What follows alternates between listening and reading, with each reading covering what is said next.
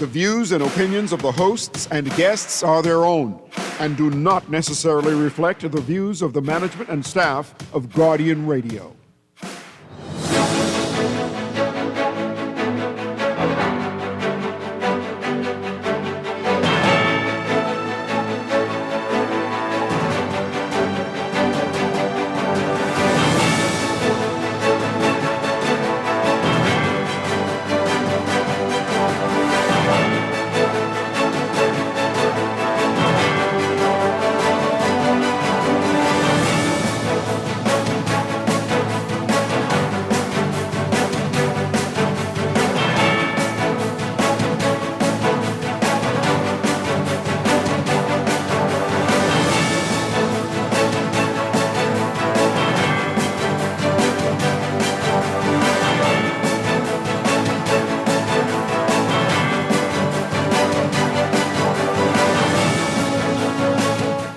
Good morning. Prime Minister Davis defending travel again. Says the benefits far exceed the costs. Energy Minister JoBeth Colby Davis says the BPL Pike deal progressing. And a Hutchison Port deal sparking worries. It's all straight ahead this morning. I'm Dwight Strachan, and this is Morning Blend. Wake up, it's a new day. Wake up, it's a new day. It's the start of a new way. Don't you know that it's the start of the end of the old way. Wake up, it's a new day. Wake up, it's a new day.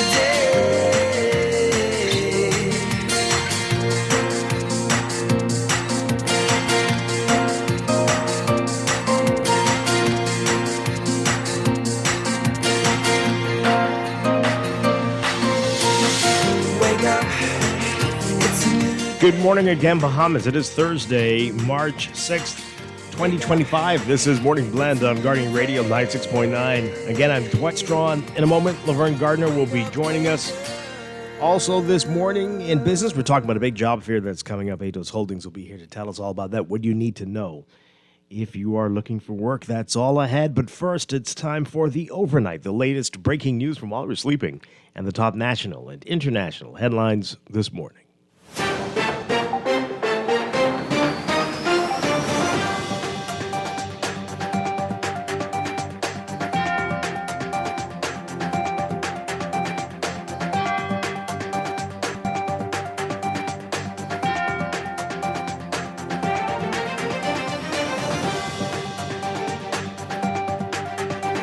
In the overnight, Prime Minister Philip Davis defending his administration's ballooning travel budget, saying the country has gained advantages from the international trips that outweigh the costs. Davis also took shots at the F&M, which has frequently criticized the government's travel spending and the size of the delegations taking these trips. He said the Minutes administration spent millions of dollars on travel during its term in office but failed to attract any significant investment. He mentioned the record-breaking number of tourists who visited the country last year, new airlift, the country's removal from the European Union's blacklist, and billions of dollars of investments in the pipeline as some of these benefits. He also said the partnership with the Nature Conservancy and multiple other collaborators is worth $124 million to the country in a debt-to-nature swap, calling it the first of its kind in the region and the world. Meanwhile, the Prime Minister is saying that his government fully intends to meet its deficit targets, though the $394 million deficit at the midpoint of the fiscal year is significantly higher than the budgeted projection. The government forecasted a deficit of $69.8 million, which represents 0.5% of GDP for the 2024-25 fiscal year. Davis says the opposition misrepresented the fiscal reality when it claimed a deficit figure of nearly $500 million by combining the current deficit and arrears. Energy Minister JoBeth Colby Davis telling Parliament that the deal with Pike Corporation to take control of BPL's transmission and distribution system in New Providence is progressing. but there were no further details surrounding the arrangement and when it will be finalized. She confirmed that the partnership between Island Grid and BPL is advancing and that the government is working on the framework. She said the transitional committee, which is comprised of human resources representatives from BPL and both unions, have made several recommendations that are being considered. She says more details will be provided in short order. Also with BPL, Colby Davis says that 62% of residential customers had bills under $125 in January as a result of the government's efforts to reduce the price of electricity for households. Colby Davis says that of BPL's 94,500 residential customers, 9,636 had bills between $5 and $19.99 in January, while 41,014 households had bills between $20 and $99.99. She noted that 8,283 households had bills between $100 and $124.99. There are concerns among potential investors and Grand Bahama business people that a deal announced this week for the sale of Hutchison Whampoa's port assets may have a detrimental impact on the growth of Freeport Harbor Company and Grand Bahama in general, as it's likely that MSC will be the controlling shareholder of both the Harbor Company and the Freeport Container Port. This could impact the independence of the operation of the Harbor Company, with MSC potentially competing with other customers who may be similar businesses. The worry is that the growth and expansion of Freeport Harbor Company will now reside in the hands of one entity that has potentially competing interests in the operations. You can read more about this in today's Nassau Guardian. From the courts, a 30-year-old man thanked jurors after he was acquitted of raping his 15-year-old cousin. Prosecutors allege that the man sexually assaulted the teen in December 2017 while she was visiting relatives. He denied the charge of awful sexual intercourse at his trial before Justice Wilhelmina Archer Mins. The alleged victim, who's now 22, says she was in the kitchen when the man allegedly grabbed her outside, pressed her against a wall, and violated her. The woman didn't report the incident until 4 months later. As a result, there was no physical evidence of the alleged assault. For his part, the accused denied the incident happened at about an hour of deliberations. After an hour, the jury found him not guilty by a vote of 7-2. And prosecutors opening their case against a man accused of killing his love rival almost 6 years ago. Prosecutors say Lyndon Williams, otherwise known as Peanut, gunned down Cabrera Wells in a jealous rage on August 4th, 2019. Williams, who is on bail, has denied the allegation at his trial before Justice Janine Weish Gomez. In her opening address to the jury, the prosecutor, Kristen Butler Benaby, saying that the love triangle consisted of a volatile mix of jealousy, passion, and betrayal. According to Butler Benaby, Williams was the, quote, sweet jam or movie of Wells's girlfriend. She says that the prosecution would call witnesses to prove their case. You can read more about that in today's Nassau Guardian.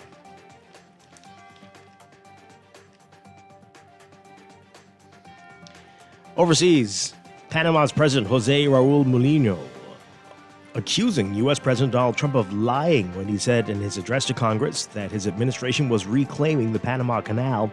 Trump referencing a deal announced Tuesday for a consortium led by the U.S. investment management company BlackRock, Inc., to buy a controlling stake in the company held by a Chinese group that operates ports at both ends of the Panama Canal. Panama maintains that it has full control over the port and the canal, and that the Hong Kong-based group's operation of the ports did not amount to Chinese control over the waterway, and that the sale of to a U.S.-based company would not represent any U.S. reclaiming of the canal. Panama's government on Tuesday called the sale a private transaction. Molino, in a message posted to X, formerly Twitter, on Wednesday, rejected that the deal came because of U.S. pressure. Trump has talked about retaking the Panama Canal since his campaign, arguing that the U.S. should never have turned over control to the Panamanians and that the U.S. was being overcharged for using it. Two South Korean fighter jets accidentally dropped 8 bombs on a civilian area during a joint live fire exercise with the U.S. military today, injuring 8 people. The Mk-82 bombs released by the KF-16 fighter jets fell outside a firing range. The Air Force, in a statement, apologized and expressed hopes for a speedy recovery of the injured and said it would offer compensation and take other necessary steps. The Air Force said the fighter jets were taking part in the one-day firing drill in the U.S. military in a city close to the heavily armed border with North Korea. The Air Force also said a committee would investigate the accident and examine the scale of the damage inflicted. An unidentified Air Force official told local reporters that a pilot of one of the KF-16s had entered wrong coordinates for a bombing site. An unidentified Defense Ministry official telling reporters that further investigation was needed to determine why the second KF-16 also dropped bombs on the civilian area.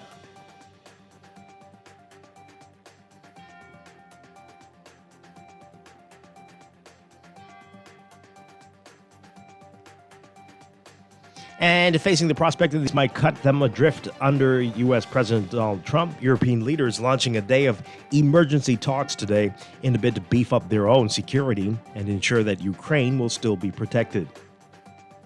The likely next Chancellor of Germany, Friedrich Merz, and Summit Chairman Antonio Costa discussing over breakfast in Brussels ways to fortify Europe's defenses on a short deadline. Merz pushing plans this week to loosen the nation's rules on running up debt to allow for higher defense spending. Meanwhile, the 27-nation bloc was waking up to the news that French President Emmanuel Macron would confer with EU leaders about the possibility of using France's nuclear deterrent to protect the continent from Russian threats. It all underscored the sea change that has taken place in the 2 months since Trump took office and immediately started questioning the cornerstones of cooperation between the United States and Europe that had been the bedrock of Western security since World War II.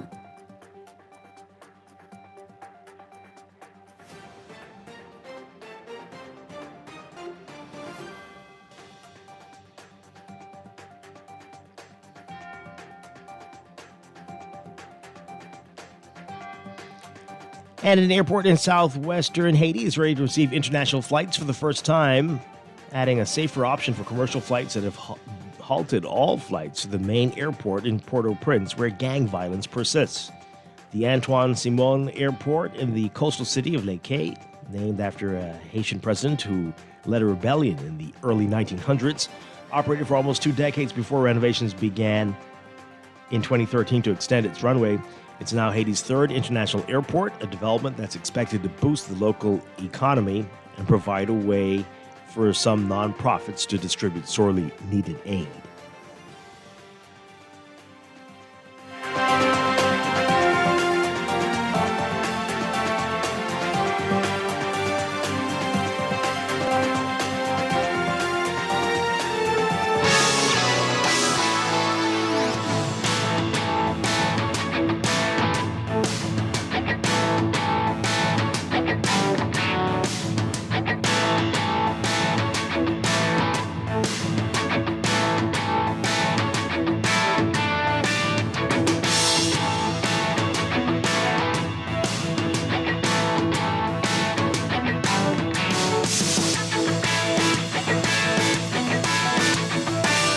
In sports, determined to get back in the winner's circle, the Queens College Comets coming out the gate aggressively on day 1 of the BAISS Track and Field Championships. That's the independent secondary schools.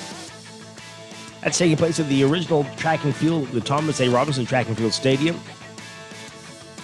At the end of day 1, Queens College had a 30.5-point lead. Traditionally, at least over the last 10 years, the Comets are strong on the track and fall short in field event. Wednesday, the Comets showed its strength in the field, though, winning 9 out of the 14 field events, 3 with record-breaking performances. They surged ahead with 427.5 points on the first day of competition of the 3-day meet. The St. Augustine's College Big Red Machine second with 397 points, and the Temple Christian Sons round out the top 3 schools with 172 points. The St. Anne's Blue Waves and the St. John's College Giants are tied for 4th with 68 points each. Bahamian freshman guard for the Baylor University Bears, Valdez V.J. Edgecombe, has been named one of the finalists for the prestigious 2025 Jerry West Shooting Guard of the Year award in college basketball. The announcement made Tuesday. Edgecombe's recognition highlights Baylor as one of only 3 schools alongside the University of Arizona and the University of Kansas to have a finalist for the award in 3 of the last 5 seasons. And from the NBA, James Harden delivering another 50-point game, putting on a throwback performance in the Clippers' new arena Wednesday night. The All-Star guard reached that total for the first time with the Clippers and the 24th time in his career, pulling within 1 of Kobe Bryant for the 3rd most in NBA history. Harden's big night, with former President Barack Obama sitting next to the Clippers owner Steve Ballmer behind the baseline, carried LA to a 123-115 victory over the Detroit Pistons. Harden said he had met Obama before and that they had a good relationship. Harden already had 3 40-point games this season, but he hadn't been able to reach the 50-point plateau that always seemed in sight when he was leading the league in scoring 3 times with the Houston Rockets from 2017 to 2020.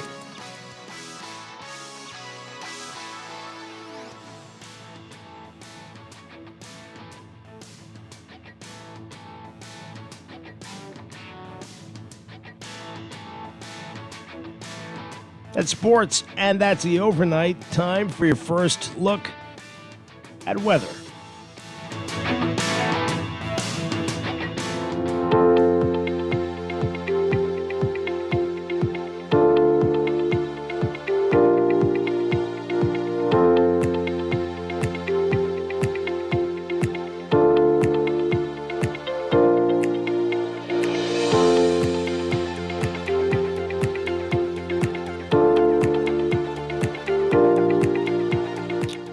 First look at weather for today. We've got a strong cold front that is swiftly making its way across the Bahamas. Strong to gale force winds and rough seas are going to be accompanying this along the frontal boundary while it moves southeastwards through to tonight. High pressure will continue and it will follow that front as it moves through.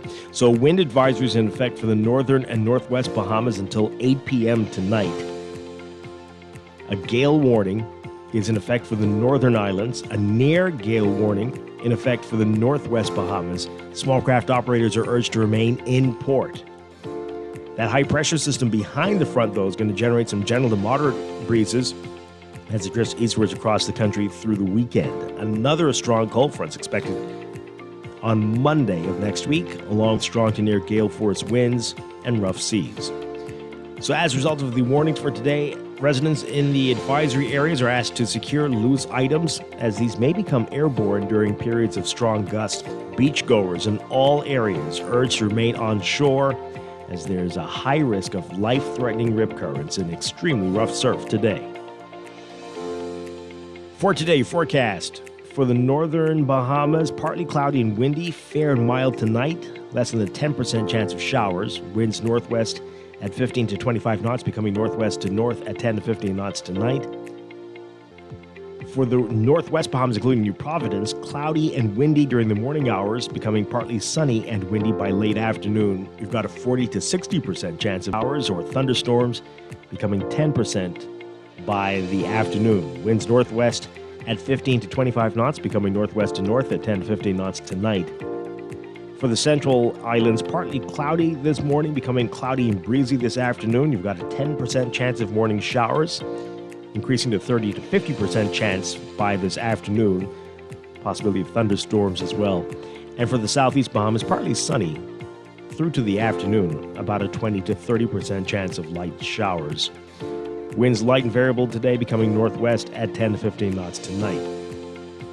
Temperature-wise, for today, for the extreme northern Bahamas, look for highs in the mid to upper 70s, maybe around 77 Fahrenheit, 25 Celsius. For the northwest Bahamas, highs near 80, 26 Celsius, around 68 Fahrenheit, 20 Celsius for lows tonight. And for the central southeast Bahamas, look for highs in the low to mid 80s, around 84 Fahrenheit, 24 Celsius. Overnight lows tonight getting down to about 70 Fahrenheit, 21 Celsius. That's your first look at weather this morning. We'll have your extended outlook coming up in just a bit. Wake up, it's a new day. Wake up, it's a new day. It's the start of a new It is time for a break, but when we come back, we're discussing the day's top stories right here on Morning Blend on Guardian Radio 96.9. Your home for fresh news and smart talk all day. It's a new day. Wake up, it's a new day.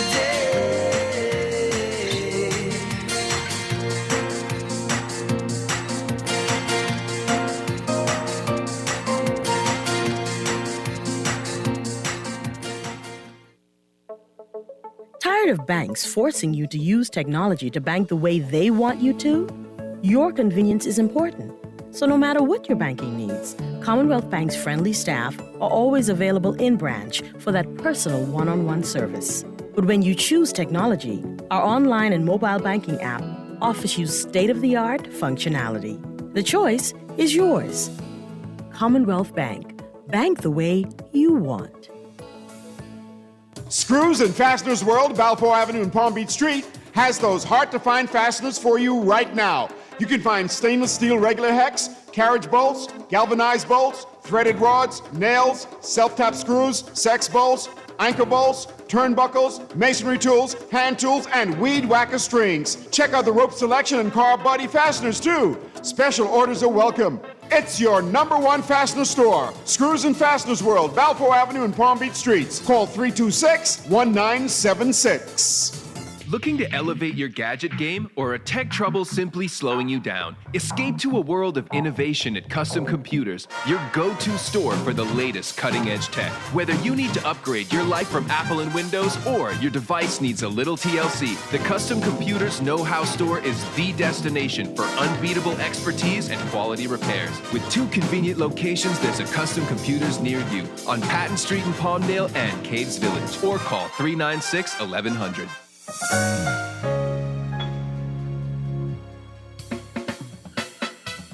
Do you have uncontrollable debt? Are you ready to make that move to Fidelity for a stress-free future?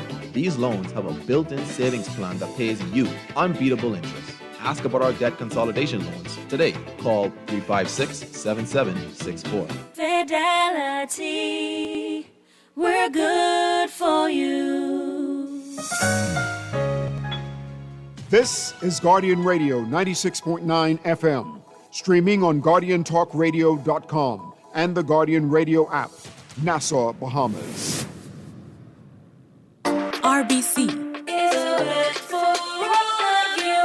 Life is full of twists, turns, and defining moments that create your own unique story. However your story unfolds, we're here to help guide you through it. From every big decision to every new adventure, RBC. Visit rbc.com/Caribbean/all of you. Planning for retirement can, but with CFAL, it doesn't have to be. We offer tailor-made individual, group, and pension solutions that take the guesswork out of retirement planning.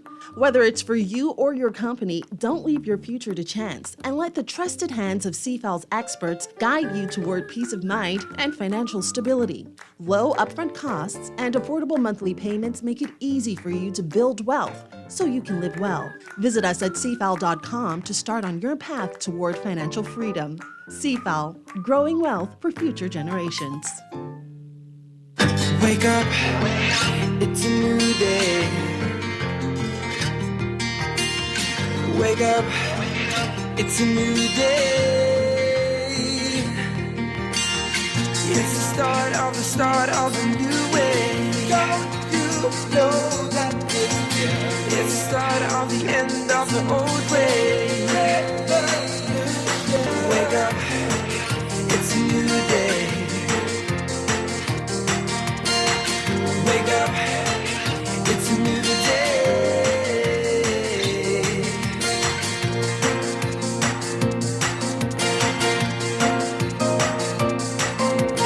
Welcome back to Morning Blend here on Guardian Radio 96.9. We are streaming live on GuardianTalkRadio.com and on the Guardian Radio app for smart devices. We're also on your televisions on Cable Bahamas, Channel 969, and BTC Flow, Channel 612.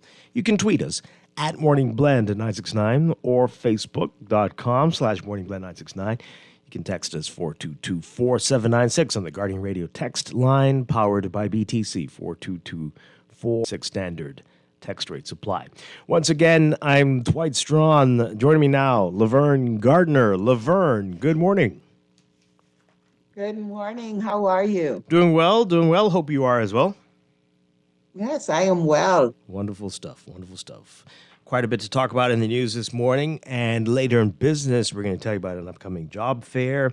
Ados Holdings, they're behind Wendy's, Marco's, Popeyes. They're looking for a few good men and women, and they're going to tell us what they're looking for and what you need to know. That's all ahead. But right now, let's get into what else is in the news.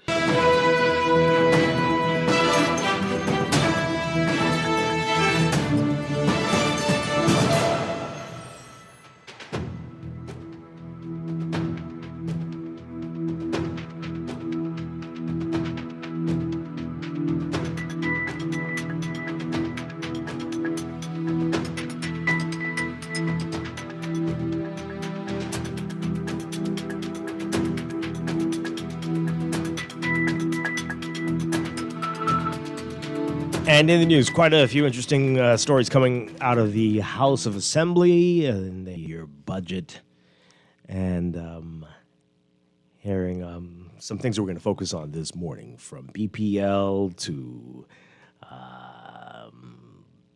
the insurance that we talked about a few days ago, and some stories on disclosures as well. But we begin with travel costs. That's been a big story for the past. Minister defending the travel costs. Take a listen to this report. More of what he's saying, that the benefits from the travel far exceed the costs. Let me be clear. The benefits gained by travel have far, far exceeded the costs. Far, far exceeded the costs. Amid criticism over the cost of government officials' travel to taxpayers, Prime Minister Philip Davis defended the estimated $58 million travel spend since 2021 and insisted the successful promotion of the Bahamas, the strategic partnerships and investments made, and the advocacy and coalition have already justified the cost of travel many times over. Davis added the country will continue to see the benefits of those trips. Record-breaking visitor numbers, new airlift, the removal of our country from the blacklist, record pipeline, including the $1.5 billion in Grand Bahama alone. Yes. The $200 million agreement just forged with the Afri-Exim Bank for infrastructure will be an important catalyst for economic growth and jobs in our country.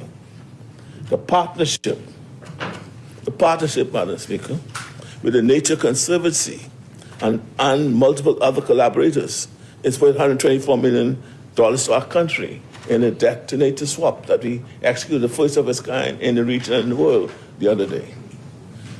Our ability to negotiate access to fair financing and fair insurance arrangements in a world of climate disruption will require working together with other nations in the same position.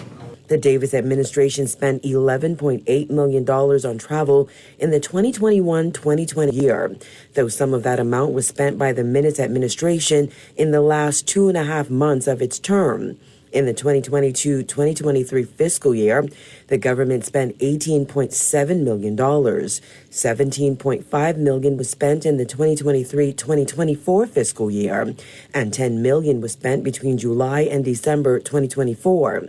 In addition to raising the country's profile internationally, the Prime Minister says there are direct economic benefits to the Bahamas. He pointed to the economic impact of the Afri-Exim Bank conference hosted in the Bahamas last summer. It's not just me who's traveling. Many of those who travel are young Bahamian experts who are serving their country, for whom the professional development, exposure, and networking with colleagues are invaluable. I think the next generation of policymaker is, in turn, surely indispensable to us as well. And so, Madam Speaker, in 2025, mitigating risks and leveraging opportunities requires outreach, requires collaboration, and requires strategic partnerships. Davis slammed the opposition's criticism of government's travel, insisting it reflects how the Free National Movement views their political standing. They spent millions on travel as well, you know. And we have the record, but I'm not, you know, it doesn't matter for me to stoke that. Right? I'll leave it to you. Okay. They may want to reflect on the administration's failure. They may want to reflect on their to bring in any significant investment during their term and possibly connect some dots. Consider it a learning opportunity, because this is actually quite serious. Many of the policies which will be imperative to our country in the years to come, from concessionary financing to crime fighting, to border protection, to climate adaptation, and on and on and on, will require international cooperation. It will require international cooperation. It's an easy issue to demagogue, but it reflects poorly on their maturity in serious times. The Minnis administration spent $38.6 million on travel in over 4 years. However, it is important to note that a portion of that time in COVID-19 pandemic when travel was halted or significantly slowed. Reporting for the Guardian News Network, I'm Vonique Tude. Okay, quite a bit of time spent to explain that. Laverne, let's get your reaction to it. I'm sure most will agree it's not for, right? For the most part, not pleasure trips. Absolutely. So there's got to be something. But I think people want tangible evidence that there is something beneficial people want coming tangible evidence. That's what people want. Yeah. When you say that we're benefiting from it, people want the details. They want to know how. Yeah, Let's 'cause itemize it. a lot of it. Because of this trip here that we did here, now we were able to. And then not only that, okay, we get it. You have to travel. Absolutely. But we want to know, is it the frequency of your travel, is that necessary?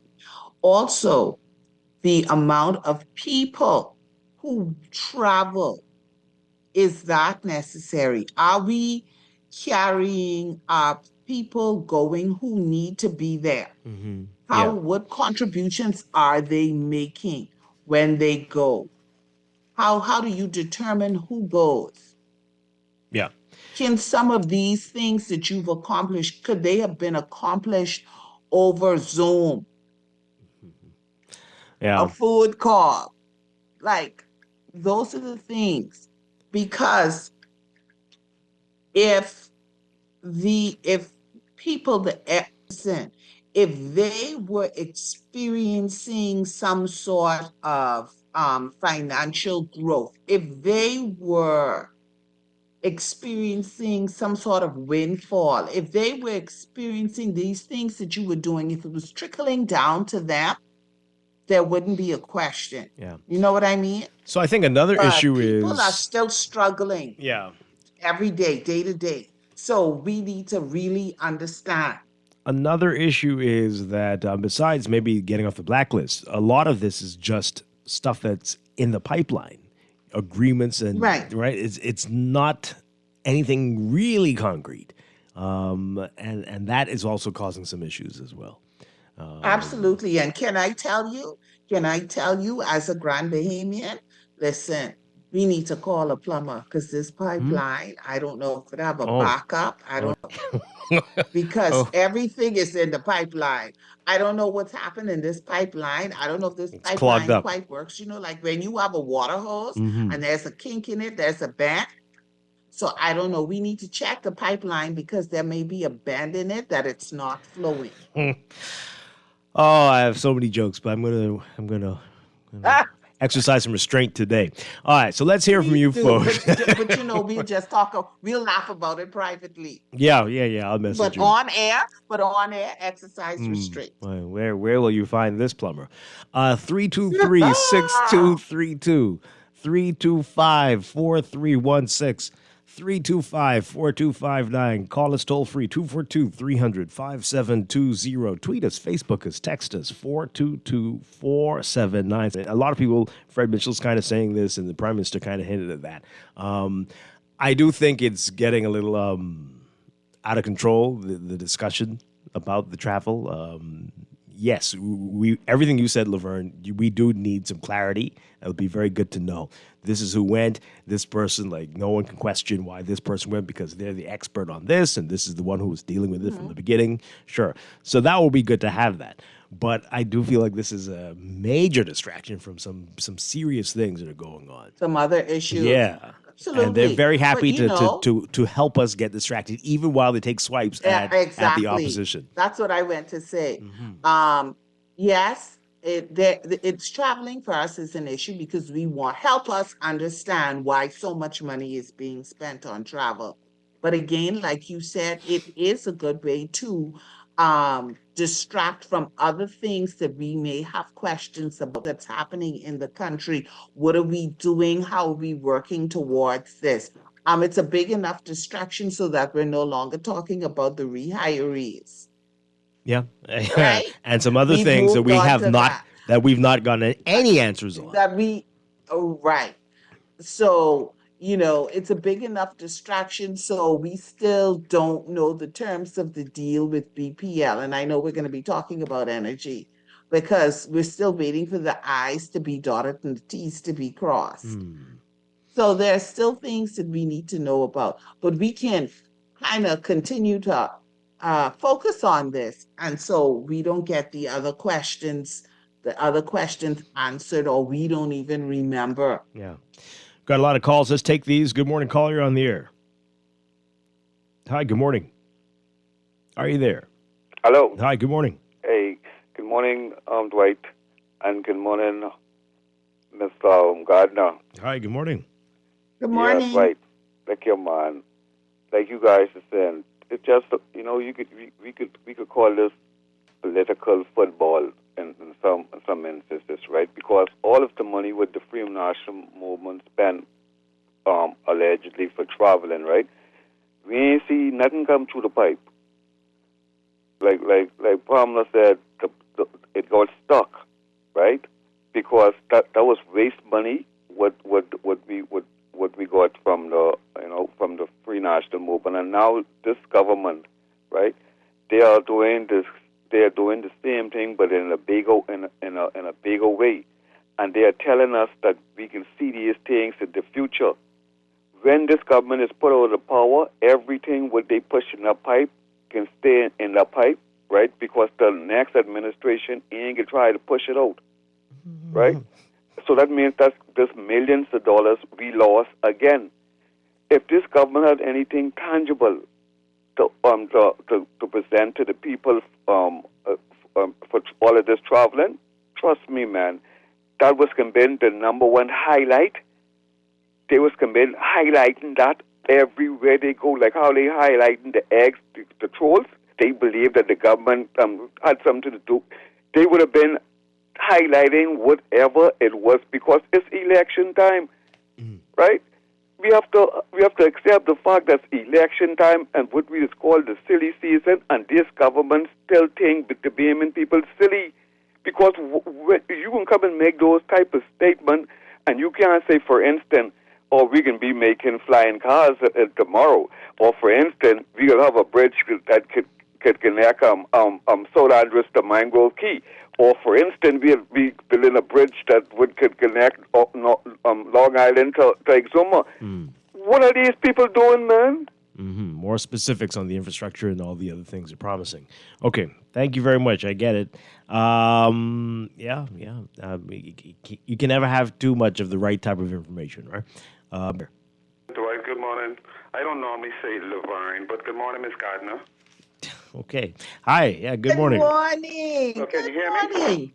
Dwight? Yes, we can hear you. We can hear you. Good morning again, Miss Gardner. Dwight, do you know, I answered what you asking right now, do you know if we get any follow-up as a newsman yet with the story what you was reading about Justice Thompson with the schizophrenic person, wondering if they can let him out or give him bail or what? And do you know, since the Prime Minister said at our rally that he ready to deal with the doctors and the nurses, the doctors, them and stuff like that, did they get their money yet? Because I haven't heard no follow-up yet.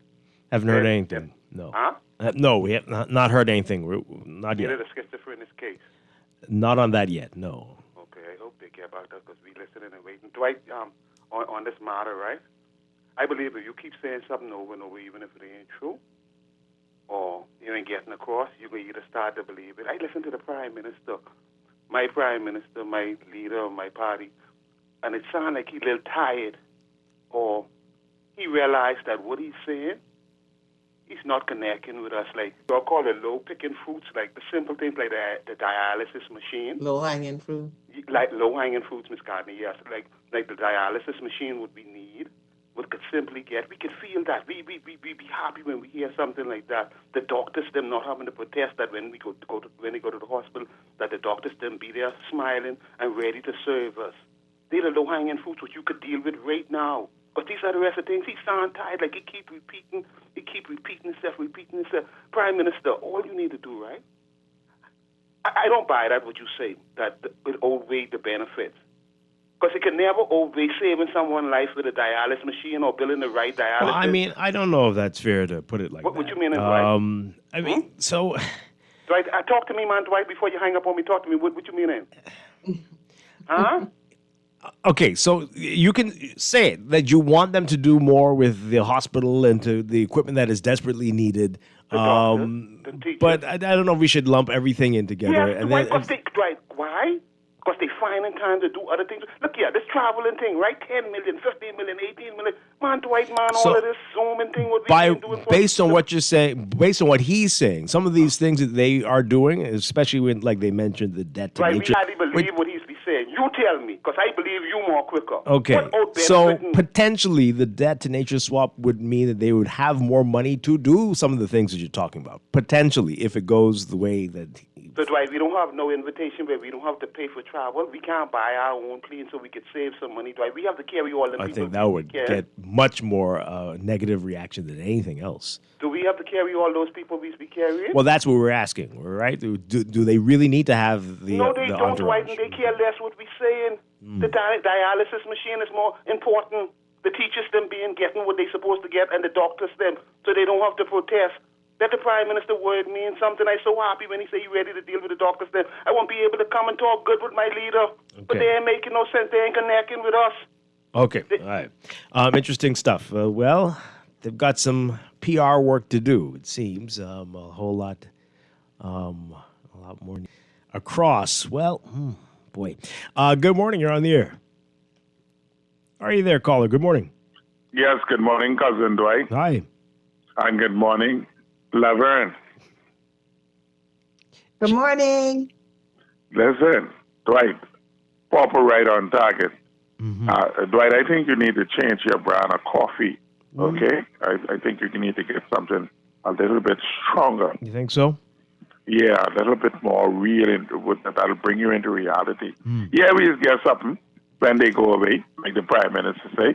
He's bring back a lot of stuff. He bring back a big Gussie May bill. We ain't know what the hell it's for. He brings back, the only thing he bring back is lame duck explanation as to why the other party was doing the same thing, either greater or lesser. The Bahamian people don't never get no satisfaction. And the last thing they bring back is why in the hell we just fired our government for the same things he bring back and trying to explain But for past administration, we got to relive what the last administration do. Or you need to take them at their word that they are trying to do stuff if it keeps happening. So it's one of the two options, right? Either they are doing a bunch of foolishness, all of them, or they are really doing these things. And yes, you do need to travel a lot. And unfortunately, you do have to take, so it's going to look like that. But behind the scenes work is going on. So it's one of the two. I don't know which one it is, but we have to figure it out. Because we're going to continue this conversation indefinitely till the end of time. Well, Dwight, I can tell you which one it ain't. Like Papa say, I need a brand new dialysis machine 3 times a week to save my life. Because the dialysis machines are broken down. Half of them then shut their eye, they're in the corner dark. And we sharing our pressure cups should never be. And stuff like that, broken down machines. So I know it ain't that. Okay. Thanks for taking my call. I hear you. All right. So, that is terrible and that needs to be dealt with. But we do have a whole bunch of rich people in this country associated with some very big companies. And we do need everybody to step up to the plate in this, don't we? Like, couldn't that be donated by some rich? No? Anyway. I'm not saying the government shouldn't do it. I'm just saying we got a whole lot of people. If we wait for the government, people will literally die. And there are folks here who could do more. Laverne, you gone quiet. Why have you gone quiet? Is she there? Did we lose her? Okay, let's take another call. Good morning. You're on the air. Morning, Dwight. How you guys doing? Well. Listen, I think, we have to be honest and fair. And, we expect them to travel. We expect investment. We expecting them to grow the economy. So I'm all for travel. But when you leave here, you communicate. This way transparency exists and happens. When you plant a tree, that's the taxpayers' money. You say you're going to plant a tree. We expect that tree to bear. When you return, you need to tell us what it is you're doing. For example, you went to Saudi Arabia to get funding for the airports. Airport bill yet, you funding nothing, no follow-up, no result of how did the funding go through, did we back the funding? These are the things I think Bahamians are getting frustrated with. More jobs. When you travel, are we going to improve schools? You had the Minister of Education apologizing for the COB yesterday. Stronger economy, Dwight. Mm-hmm. But if you all be seeing is bigger deficits, more borrowing, higher taxes, and no real improvement in people's lives in this country at this point in their administration, I think this is where accountability I think we are at a point in this country where they have to be accountable to the Bahamian people, especially when you're spending millions on travel. The Bahamian people need to know, man, what did you secure with your travel? Yeah. What investment did you attract? What opportunities are being created for Bahamians because of these trips? That's it. Right? If you just coming back and giving me a press conference with fancy speeches and this tree ain't bearing no fruit, it's a sign that you need to do something different. It's bad farming. You just pouring water on empty soil with no seed in the soil. And see it. Okay. I understand the travel, but when I go to Miami to shop, I come back with something in my bag. You shopping with my money. What you bringing us back with investment. And that's it. Yeah. I understand. If you can guarantee us that these travel bringing us back some fruit, keep traveling, man. Okay. Thank you very much. I think most will agree with that. Let's read these messages as we get ready to take a break. Got a whole lot to talk about on this Thursday morning. Laverne, reestablished connection with you there? No? Hello? Can you hear me now? Yeah, I can hear you. Can you hear me? Yes. Okay. All Yeah. right. Sorry. I don't know what's happening. Something went wonky, but we should be okay now. All right. Fingers crossed. Here's a text. This traveling explanation is another more than a week long, like the explaining the retirees issue. Laverne, you caught us another week of explaining while Ash is on their heads for Ash Wednesday. Okay, let's it's all over the place there. But anyway, I listened to Minister Alfred Sayers and was impressed how he explained the needs to travel and why we are having this conversation when we all know the benefits from travels. Okay. In the words of someone called brave yet has shown no courage in anything during his leadership. What now? Are we about hiding the truth? You people told the man he can't travel if he became prime minister, and he hasn't done one thing more consistently than travel. Disclosures still on everything. Deals still in the dark till exposed, but the Ministry of Finance can borrow while increasing travel. Ride this wave, Bahamians. You deserve it. Okay. Dwight, please spare us Prime Minister's ramblings. He's a failure, he and his lousy administration. Wow, that's harsh. This one here, Dwight Laverne. Oh, come on, I'm here for the jokes, the pipe jokes. They want the pipe jokes, Laverne. They want the pipe jokes. Okay, we'll do a group call after. You know what? I'm going to change our song choice. What is KB's plumber song? Let's do that. How about that? Remember, what was that one called? No? Is it the plumber? Yeah? Okay, that's cool. Yeah. Let's do that. Let's continue reading the text.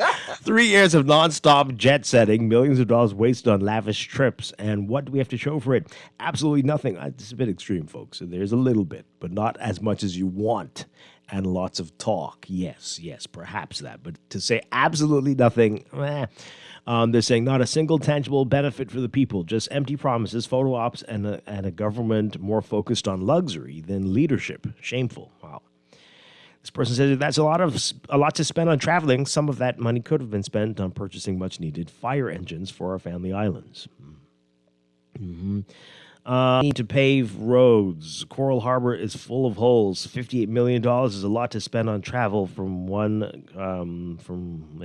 new government ministry. Bahamians have to be stupid to be voting in the PLP and the FNM over and over. They got $15 million over 10 years in the debt for nature swap. That's $1 million per year. I think the hype is about the words debt for nature. It sounds cute. I don't know if your numbers are right, but okay. Please, man, tell the government we need an improved healthcare system. Getting healthcare is too expensive. We need an MRI machine, a dialysis machine. We need to make colonoscopies more affordable. We need our traffic laws enforced now. We need a proper bus system. We need the roads fixed. Change your coffee brand, Dwight. This country needs to be fixed. You all are very annoying. Very annoying. Nothing wrong with my coffee brand. You all hear what you want to hear, and every day something different that you hear. I'm just saying that we need to be sensible in your analysis of what is being said. Okay? This person says, you seem upset. Yeah, because it's ridiculous. They're talking about your coffee. Because one day he's too harsh. One day now, so which one is it? Am I like the Bahamian electorate blowing in the wind every day here and the next day over there, just like the rest of the people of the country? Anyway, the person says here the FNM used that money to bring Bahamians home during the pandemic. What? They're explaining why the FNM spent money on travel. Okay. Let their cronies who have the fat contracts give back the money they were raiding from the Treasury. What? Now I am not giving 1 cent because they don't even afford me the opportunity to bid on a contract. So that's what this is about. People are just upset that they didn't get a contract, and now they're chastising everything. Not people, Dwight. Don't generalize. Not people. One particular text. I must not generalize. That's what everybody's doing. Don't generalize. Okay. Dwight, can I ask you a question? Oh, boy.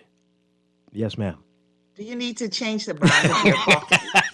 Let's go to the break. A whole lot more from the house to talk about. We'll see who's drinking the wrong brand of coffee when we get back. This is Morning Blend on Guardian Radio 96.9.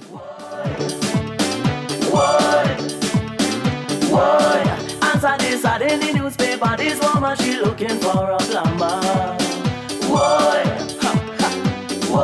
I went for the job. I wanted a walk. She want a pipe move, so I took a look. She want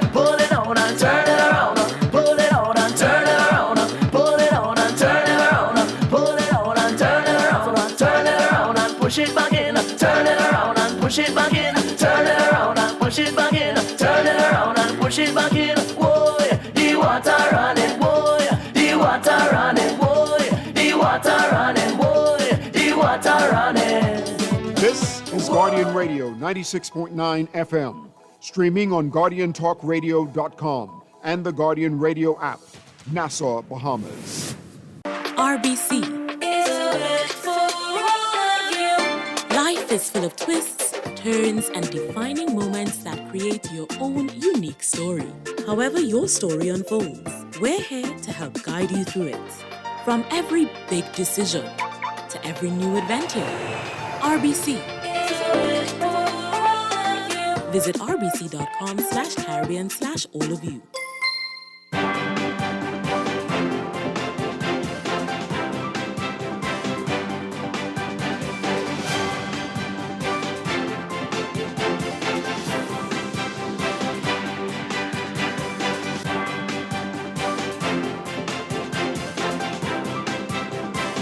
First, good traffic for the morning brought to you by RBC. Find your loan solution with RBC. In real-time traffic, our usual hotspots are hot this morning. We've got Milo Butler Highway. Heavy traffic from well south of the Fire Trail roundabout straight up to Tonic Williams Darling Highway. That's the northbound lanes.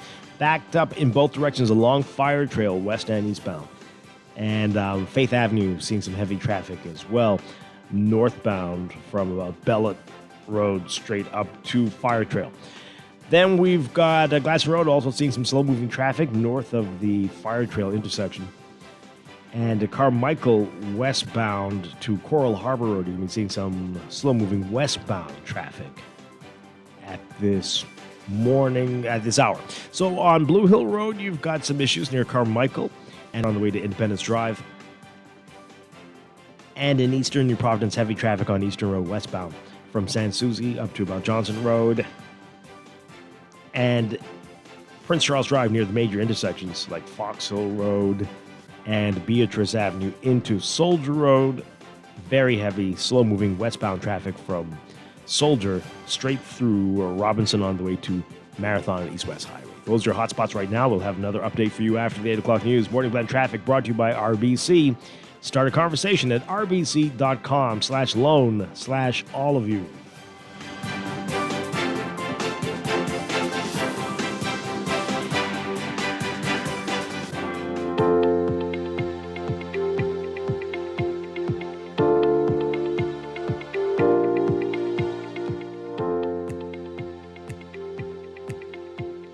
And it's time for another check of your weather for today, brought to you by the CONCACAF Beach Soccer Championships right here in Nassau next week. We've got a strong cold front swiftly making its way across the Bahamas, strong to gale force winds and rough seas accompanying this front while it moves southeastwards through tonight. High pressure is going to follow behind the boundary. But with this front, we've got a wind advisory in effect for the northern and northwest Bahamas until 8 p.m. due to that front, and a gale warning in effect for the northern Bahamas and near gale warning in effect for the northwest Bahamas. Small craft operators are urged to remain in port, and beachgoers are urged to stay out of the water, remain onshore due to the high risk of life-threatening rip currents and extremely rough surf. You're also advised to bring in all the loose items in your yards. They might become airborne during the next couple of days. So with that front, high pressure is going to build behind the front once it moves through, and that's going to bring gentle to moderate winds. But another strong cold front is expected by Monday of next week, along with strong to near gale force winds again and rough seas. So for today, for the northern islands, partly cloudy and windy, fair and mild tonight. For the northwest Bahamas, including New Providence, cloudy and windy during the morning hours, becoming partly sunny and windy by late afternoon. Partly cloudy this morning, becoming cloudy and breezy by this afternoon, and partly sunny through the afternoon for the southeastern islands. We are looking at high temperatures for the northern islands in the upper 70s, around 78 Fahrenheit, 26 Celsius. Overnight lows tonight getting down to about 65, 66 Fahrenheit, 19 Celsius. For the central and southeast Bahamas, highs in the low 80s. For the central islands, around 82 Fahrenheit, 28 Celsius. Overnight lows tonight getting down to about 70 Fahrenheit, 21 Celsius. Warmer for the southeast Bahamas, around 86 Fahrenheit for your highs, 30 Celsius. Overnight lows tonight getting down to about 72 Fahrenheit, 22 Celsius. An outlook for tomorrow, Friday. Expect a mix of sun and clouds during the day, becoming mostly fair at night. By Saturday, partly sunny, becoming fair at night. And Sunday, partly sunny. Don't forget, we are springing forward. Daylight saving time returns, hopefully for the last time. Hopefully this will be it. We will stay in daylight time, fingers crossed, permanently. We'll see what Trump does. But that's Sunday at 2 a.m. That's your morning blend weather, brought to you by the 2025 CONCACAF Beach Soccer Championships at Malcolm Park Beach Soccer Stadium at the foot of the Sydney-Poitier Bridge, March 11th through 16th. Watch the Junkanoo boys take on the top teams from the region like Panama and the U.S. It's free to attend. Come out and support the Junkanoo boys at the 2025 CONCACAF Championships.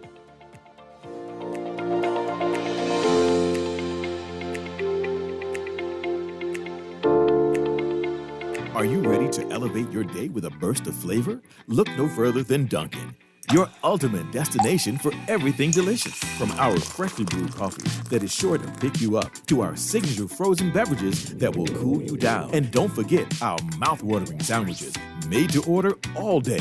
Dunkin' has it all. And of course, our lineup of fresh donuts, muffins, and more. Dive into a world of yummy flavors at Dunkin' and bring joy to your day. The Bahamas runs on Dunkin'. It has a new line, the Sky series of porcelain. It comes in 4 colors: Sky Noir, Sky Gris, Sky Glance, and this one, Sky Azure. As the name suggests, you would think it has a strong blue component, but the blue is kind of like just a hint in the overall coloring of the porcelain. The blue feature runs more or less the center, and that's surrounded by light shades of gray. The Sky Azure, like the others in the series, needs to be seen to be appreciated. Stop by Pender Tile and have a look at Sky Azure, one of the 4 in the Sky series. Maybe it's time to explore your options. There's no harm in reviewing your mortgage arrangement and considering a better deal. CIBC Caribbean can help you narrow your search and decide. Switch your mortgage to CIBC Caribbean and enjoy a special interest rate and help towards your switching cost. Visit CIBCFCIB.com/inspired home for more information. Conditions apply.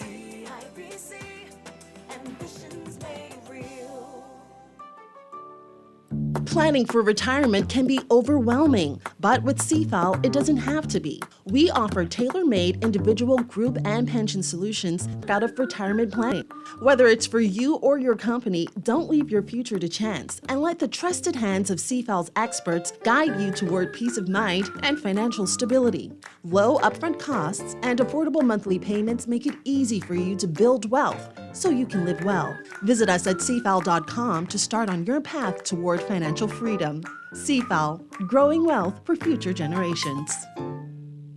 What if I told you Wendy's has a new burger? With a flavor so secret, it's almost too delicious to handle. Well, now it's time to unlock that flavor. Try the new sweet and smoky barbecue cheeseburger. We can't tell you everything, but we can tell you that it's packed with flavor, including our secret barbecue sauce. Try the new sweet and smoky barbecue cheeseburger today. Available for a limited time.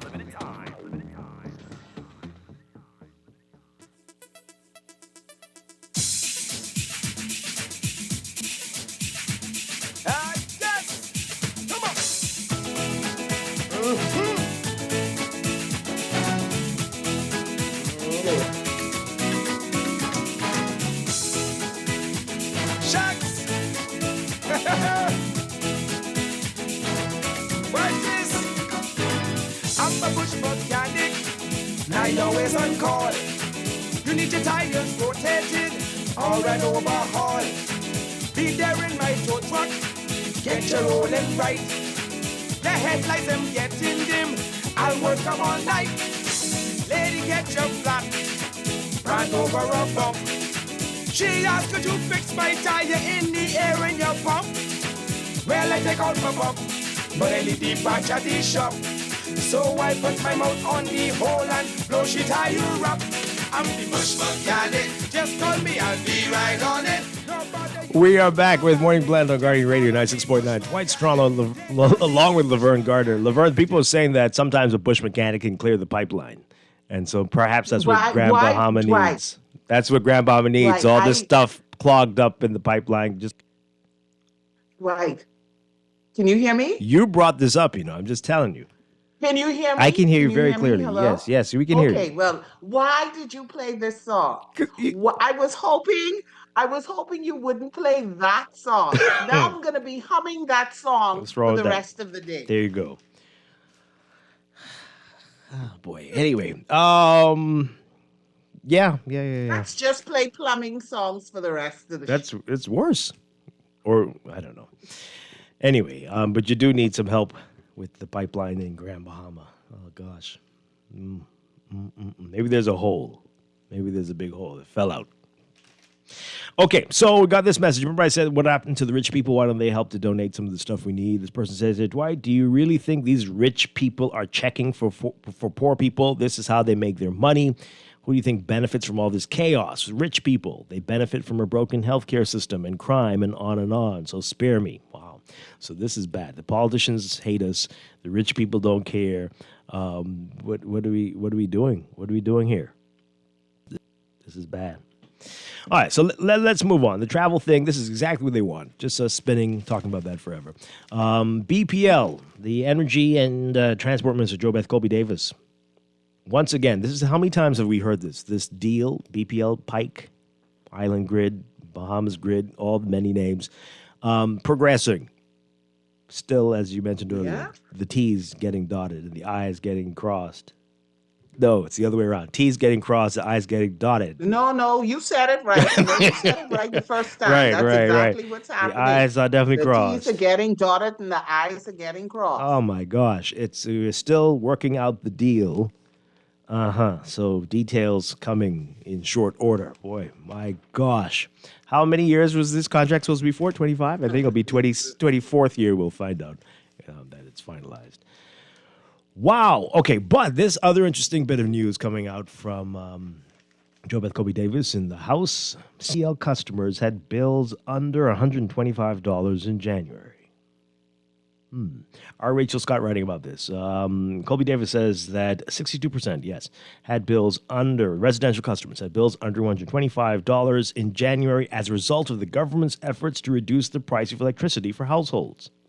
Colby Davis said that of BPL's 94,500 residential customers, 9,636 had bills between $5 and $19.99 in January. What now? 9,636. These are homes where the people went away for the whole winter or something, or what's going on? is that the savings? They saved between $5 and $19, or their actual, that was their bill. That's a good one. That's the bill, Laverne. That's the bill. $5.19.99. While 41,014 households had bills between $20 and $99.99. What are these people doing? What aren't they doing? I need to speak with these people. Now, I know some people who have some bills pretty close to 100, so that's believable. But to have $920, that's kind of weird. Yeah, because mine is typically about one. It fluctuates between 150, 120, 125. Mm-hmm. Oh, okay. But that's Grand Bahama Power Company. Yeah. Yeah. And then it's also, I have a lot of gas stuff. So. Yeah. Okay, interesting. But I need to find out the $5 and the $19.99. Now I need to know what it is. There are a lot of people with solar panels. Are they disconnecting? Are they not just turning off the breaker? Are they disconnecting their power line? There are more and more. You can see more and more people have solar panels, and maybe they are relying on BPL much less than they were in the past. Okay. So perhaps that has something to do with it. or they are living by candlelight. I don't know. She says, this is Colby Davis saying that 8,283 households had bills between $100 and $124.99. Okay, I can that one is easy to understand. I think that's not unreasonable. Sure. But she says, quote, this means that approximately 58,933 households, or 62% of residential customers, received bills under $125 during the month of January. Now, we know that energy can be less during the winter months, and there are other variables to consider, such as the fuel charge. However, we cannot deny or ignore the impact of the equity rate adjustment, the ERA. It is also worth mentioning that lower electricity bills also mean less funds paid in VAT, more money in the wallets of Bahamians. Well, so that ERA, which was announced last year, reduced base tariff rates across all residential categories, except for those customers that use over 900,000 units of electricity a month. The ERA reduced the base rate tariff for the first 200 kilowatt hours to zero. Yeah. All right. Good stuff. I mean, I know we're going to the news, but I just have to ask you, do you fall into any of those categories? No. Not what? Oh. But we'll see. Maybe this... I did some things last month, so I'm hoping that there'll be a change. We'll see. We'll see. Okay. Well, we do need people to call in to tell us what you're doing if you have a bill around $10 a month. We need to know. This is Morning Blend. Stay with us. We're back after the news. Radio 96.9 FM. Streaming on GuardianTalkRadio.com and the Guardian Radio app. Nassau, Bahamas.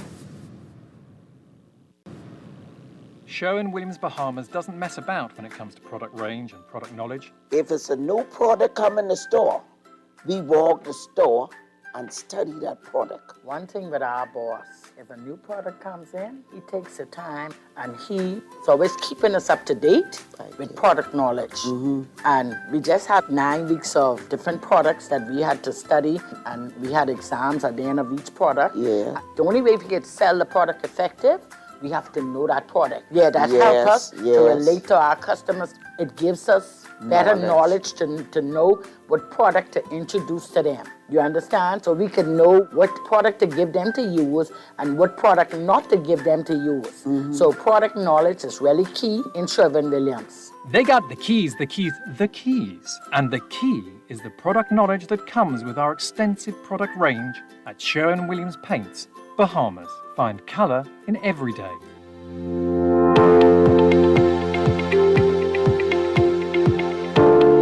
Welcome back to Morning Blend here on Guardian Radio 96.9. We are streaming live on Guardian.com and on the Guardian Radio app for smart devices. We're also on your televisions on Cable Bahamas Channel 969 and BTC Flow Channel 612. You can tweet us at Morning Blend 969 or Facebook.com/Morning Blend 969. Text us on the Guardian Radio text line powered by BTC 422-4796. Standard text rates apply. And now at 8:25, it's time for another check of your weather for today, brought to you by Sherwin-Williams Paints. We've got a strong cold front that's swiftly making its way across the Bahamas. Strong to gale force winds and rough seas accompanying this front while it moves southeastwards through the islands through tonight. High pressure is going to follow behind this front. But right now, we've got wind advisories in effect. We've got a gale force warning. Gale warning in effect for the northern Bahamas and a near gale warning in effect for the northwest Bahamas. Small craft operators urged port. Beachgoers urged to stay out of the water, remain onshore due to the high risk of rip currents and life-threatening rip currents and high surf today. Extremely rough surf today. And everyone's being advised to take indoors those loose items that could become airborne during strong gusty winds. So after that front moves through, high pressure is going to build behind it, and that's going to bring some gentle to moderate winds through the weekend. But another strong cold front is expected to move in by Monday, and that's going to once again ramp up those winds to near gale force for the start of the work week next week. For today, though, partly cloudy and windy conditions for the northern Bahamas. Cloudy and windy during the morning hours, becoming partly sunny and windy by the late afternoon for the northwestern islands, including New Providence. Partly cloudy this morning, becoming cloudy and breezy this afternoon for the central Bahamas, sunny through the afternoon for the southeastern islands. Look for highs ranging from the mid to upper 70s for the northern and northwest Bahamas to the low to mid 80s for the central and southeast Bahamas. Overnight lows tonight in the mid 60s, mid upper 60s for the northern and northwest Bahamas, and the low 70s for the central and southeast Bahamas. For Friday, tomorrow, expect a mix of sun and clouds during the day, becoming mostly fair at night. A 20 to 30% chance of isolated showers for the southeast Bahamas. For most of the country, only about a 10% chance of showers. By Saturday, partly sunny, becoming fair at night. A 10% chance of showers. And you'll see the gradual warming, highs back into the 80s Saturday, partly sunny, with a 10% chance of showers during the day, 30% chance by night. Monday, that other front moves in, partly cloudy to cloudy, and a 40% chance of isolated showers, and even higher rain chances by Tuesday. Don't forget, we are springing forward, returning to daylight saving time Sunday at 2 a.m. Set your clocks forward an hour Saturday night, so you don't forget. That's your Morning Blend Weather Check, brought to you by Sherwin-Williams Paints. Sherwin-Williams Paints got you covered for all your painting and equipment needs. Visit Sherwin-Williams Paints online or in-store today.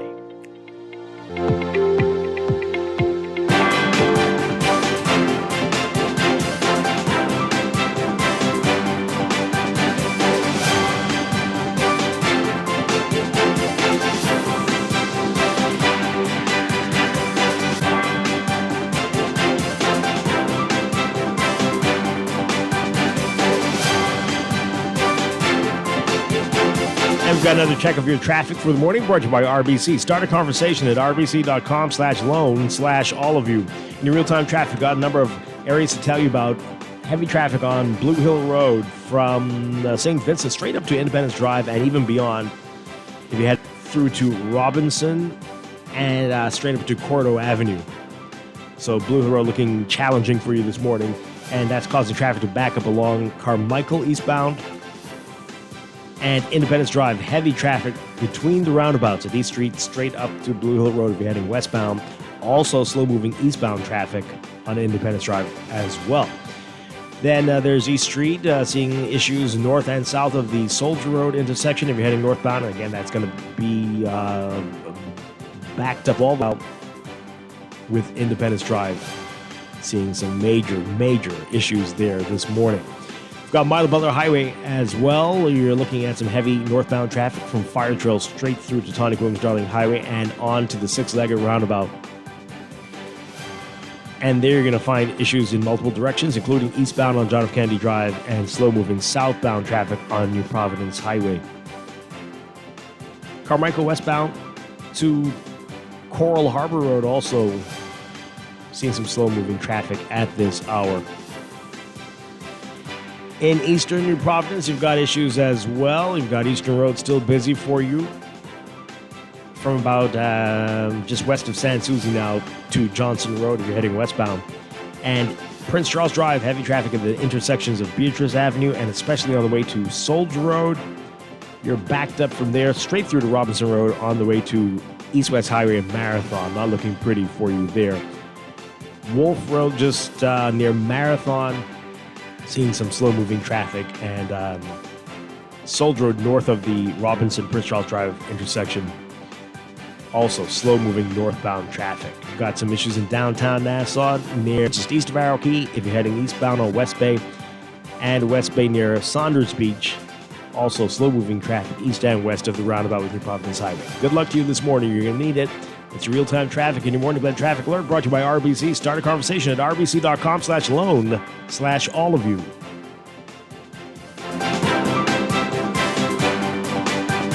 RBC. Life is full of twists, turns, and defining moments that create your own unique story. However your story unfolds, we're here to help guide you through it. From every big decision to every new adventure, RBC. Visit rbc.com/Caribbean/all of you. With escalating global conflicts, are you ready for what's next? Join us at RF Bahamas Economic Outlook on March 12th at Bahamar, where top global and local experts will break down the key economic, political, and social trends shaping our future. Hear from Admiral Mike Rogers, former head of U.S. Cyber Command, and more. CPD credits, powerful insights, and high-impact networking all in one day. Don't miss out. Secure your spot now at rfbeo.com. That's rfbeo.com. RF Bahamas Economic Outlook. See you there. Spain sounds like this. But with a little Caribbean, it can sound like this. The world needs more Caribbean. And with FedEx, you can ship your products to every corner with increased cargo capabilities, 24/7 shipment tracking, and shipping tools. Take your business worldwide and enjoy life a bit more like us. In the world of business, technology is not a choice, it's a necessity. And for businesses that demand excellence, there's only one choice for unparalleled support and cutting-edge technology. Custom Computers. You have challenges and we have solutions. Computing, networking, storage, and printing for enterprises large and small, aligned with premium brands like HP, Minolta, and more. Get tech done the right way with Custom Computers. Call the Know-How team at 396-1101. This is Guardian Radio, your station for up-to-the-minute news and intelligent, interactive, and engaging conversations. 96.9 FM.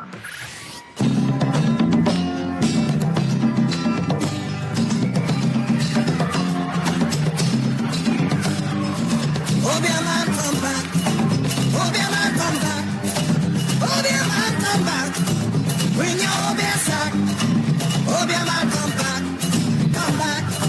Oh, be a man, come back. Bring your best back. And that's on the spike. You got up 2 feet high. Boy, you can't alive. So the honey from the black beehive. Oh, be a man, come back.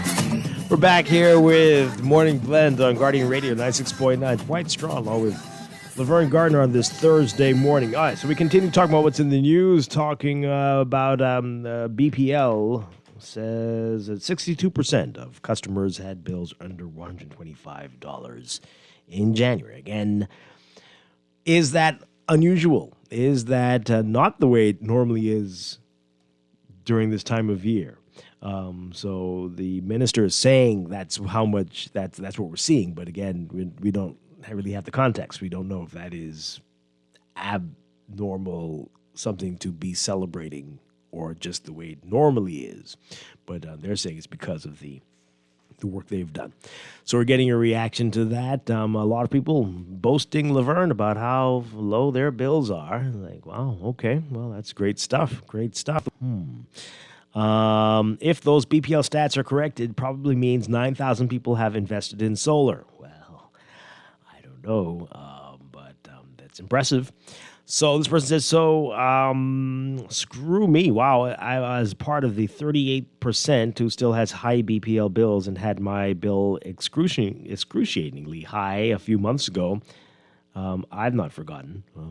Okay, well, how high? How high are you talking? And what are you doing? What are you doing? What's the issue? This person says, we have a tenant who is working on a family island and his Nassau bill is $16.79 for January. So under $20 bills means that nobody is home. That's what I'm thinking. Laverne, are you good? I'm good. Okay, there I'm you good. are. I'm laughing. This person... nobody was there. Nobody was there. It's got to be. And read somewhere. That's what I was asking before. Like, are you sure anyone's living there? So someone else saying that, yeah, that means that the site is not being used. We have a site and no one's there, and that's the standard, the low bill. That's the minimum. The minimum is $5. So, okay, well, I don't know what that means. I don't know what's going on. But it would be good to know what the percentage was before the energy rate adjustment that they did. What was it before? Then we could say, well, then, yeah, maybe you are doing something. Right? Because better comparison. I have had bills, not this year. I have had bills around this time of the year that were very close to 120. You know? Okay. What? Why are you looking at me like that before? Is that So let me bad or ask you a good? My question, producer's doing Dwight. that's what good? Typically is your bill? Yeah, that's what I'm saying. What's your bill Now like? for some What is your bill like been this year? For this year, hovering around 200. you still Wait, you my have on producer's your freaking out. ECA. Is that good or bad? It's good. Okay. Well, I wish it were lower. I hear people tell me their bill is $80. I'm like, what am I doing? And there's Right, but no, you Hmm? said your bill is around $200. Are you running your AC? When it's hot. So often, yes, often, not all the time, not all day. I don't even know, right, but no, this time of the year there'll be quite a few nights when the AC's not on. Like I said, I did make some adjustments, and I do hope that the next bill is going to be quite a bit lower. But for these people with the $40 bills, I need to talk with them. We invite you to call into the show and tell us what you're doing. Want to hear? We need to learn from you. This person here says, I have a house in Cat Island. I go there once a year, and my breaker is off. And when I'm not there, I still get a bill more than $5 a month. Wow. This person. We're gonna need some of these people to call. Whoever this, 9,000? 9,000. Whoever we need at least 5 to 10% of you to call in and let us know what it is that you are doing. What's the secret? What is the secret that your bill could be between $5 and $20? That's crazy. Is it that you have full solar? What is it? Is the 9,000 representative of those people who have solar? Yeah. Are you only using your generator? Is that what you prefer the generator over? Anyway, what could it be? This person says here, why is the Fourth Estate allowing the government to spread propaganda? This is the cooler season, so bills obviously would be lower. The truth is in the consumption during that time compared to the other months. Are we seriously discussing this one-sided discussion? Even Trump would be proud of this national gaslighting. Texter. We're talking about it because we are incredulous. We are in shock that there could be so many people, right? So you need to calm down. And honestly, now to her credit, the minister also said in her communication that she recognized that typically people use less energy. Yes. But again, as I said, she did say that. She did point out some other factors. Right. But she also wanted to say that the ERA also played a part in it. Yeah. So again, it would be good to know. We're just asking questions. What the baseline is. What was it 2 years ago? What was it? Was it only 4,000 2 years ago, 4 years ago that had that range in January, so that we can really say, yeah, something's going on. We don't know. Call in 323-6232, 325-4316. 325-4259. Call us toll free, 242-0. I got someone texting me telling me that at this time of year, the bill is usually, that my bill was unusually low last month too, $40, but I didn't change the usage and I slept with the AC on every night. Okay, what's going on there? I asked if their landlord works for BPL, but they said no. And then, but usually by the summer, it's $200. Okay. Caller, what say you? Good morning. To you, Dwight. Good morning to you, Laverne. Hi, good morning. Yes, Dwight. Morning. Let me ask you a question. Do everybody on BPL pays the same rate? In terms of what? Residents. I mean, like for instance, would I have a different rate than you, or we all pay the exact same thing across the board? I mean, you should, right? Everyone, I think. Yeah, because you do, and that's the point. If the minister wants to be honest, she don't have to bring the usage argument to Parliament. She can bring and say, "Hey, a year ago, electricity was 48 cents. Today, it's 42 cents. And that solves the problem. This variations of consumption use it's only a distraction. Because if you reduce the price, I don't say, hey, the price of potatoes, Laverne only used 2 bags this time, Dwight used 1, this one used a half a bag. I'd say hey, potatoes was $4.99, today it's $3.99. And see, I brought down the price. And so what is happening is exactly the gaslighting going on. Just state. That's fine. We still would like to know what people are doing to have a bill of $45, though. I need to understand that. Right. Yeah, that's where data analytics come in that provides the information in real time for evaluation as to changes in consumption. Then BPL could look to see what's difference between these people and that people, what is happening, across the grid. And trying to understand, even for the demand on the grid, is a conversation to understand where it's coming from, what region, how it's grouping. Now, there whatever. you go. That's it right there. That's what I'm thinking. I similar depending on where you live on the island. And I'm very concerned about that. No, but see, this is, again, and this is why full disclosure and information, we have to stop letting our leaders trying to tell us what to think, then dismissing the fact that we know how to think. And so, it is what it is. State the point you're trying to make. And it's the same thing with the Prime Minister with this travel. You could say exactly on every trip the impact that you think it's have. What's amazing. All right, we don't want to go back down that road again. But really quickly, we got to move on. We spent a lot of time already. We go to the, what is it people name, to Dubai and the rest of them, right? And we're begging for money at the same time, we're demanding that they stop making money with the way they make it. That's funny. Okay, thanks a lot.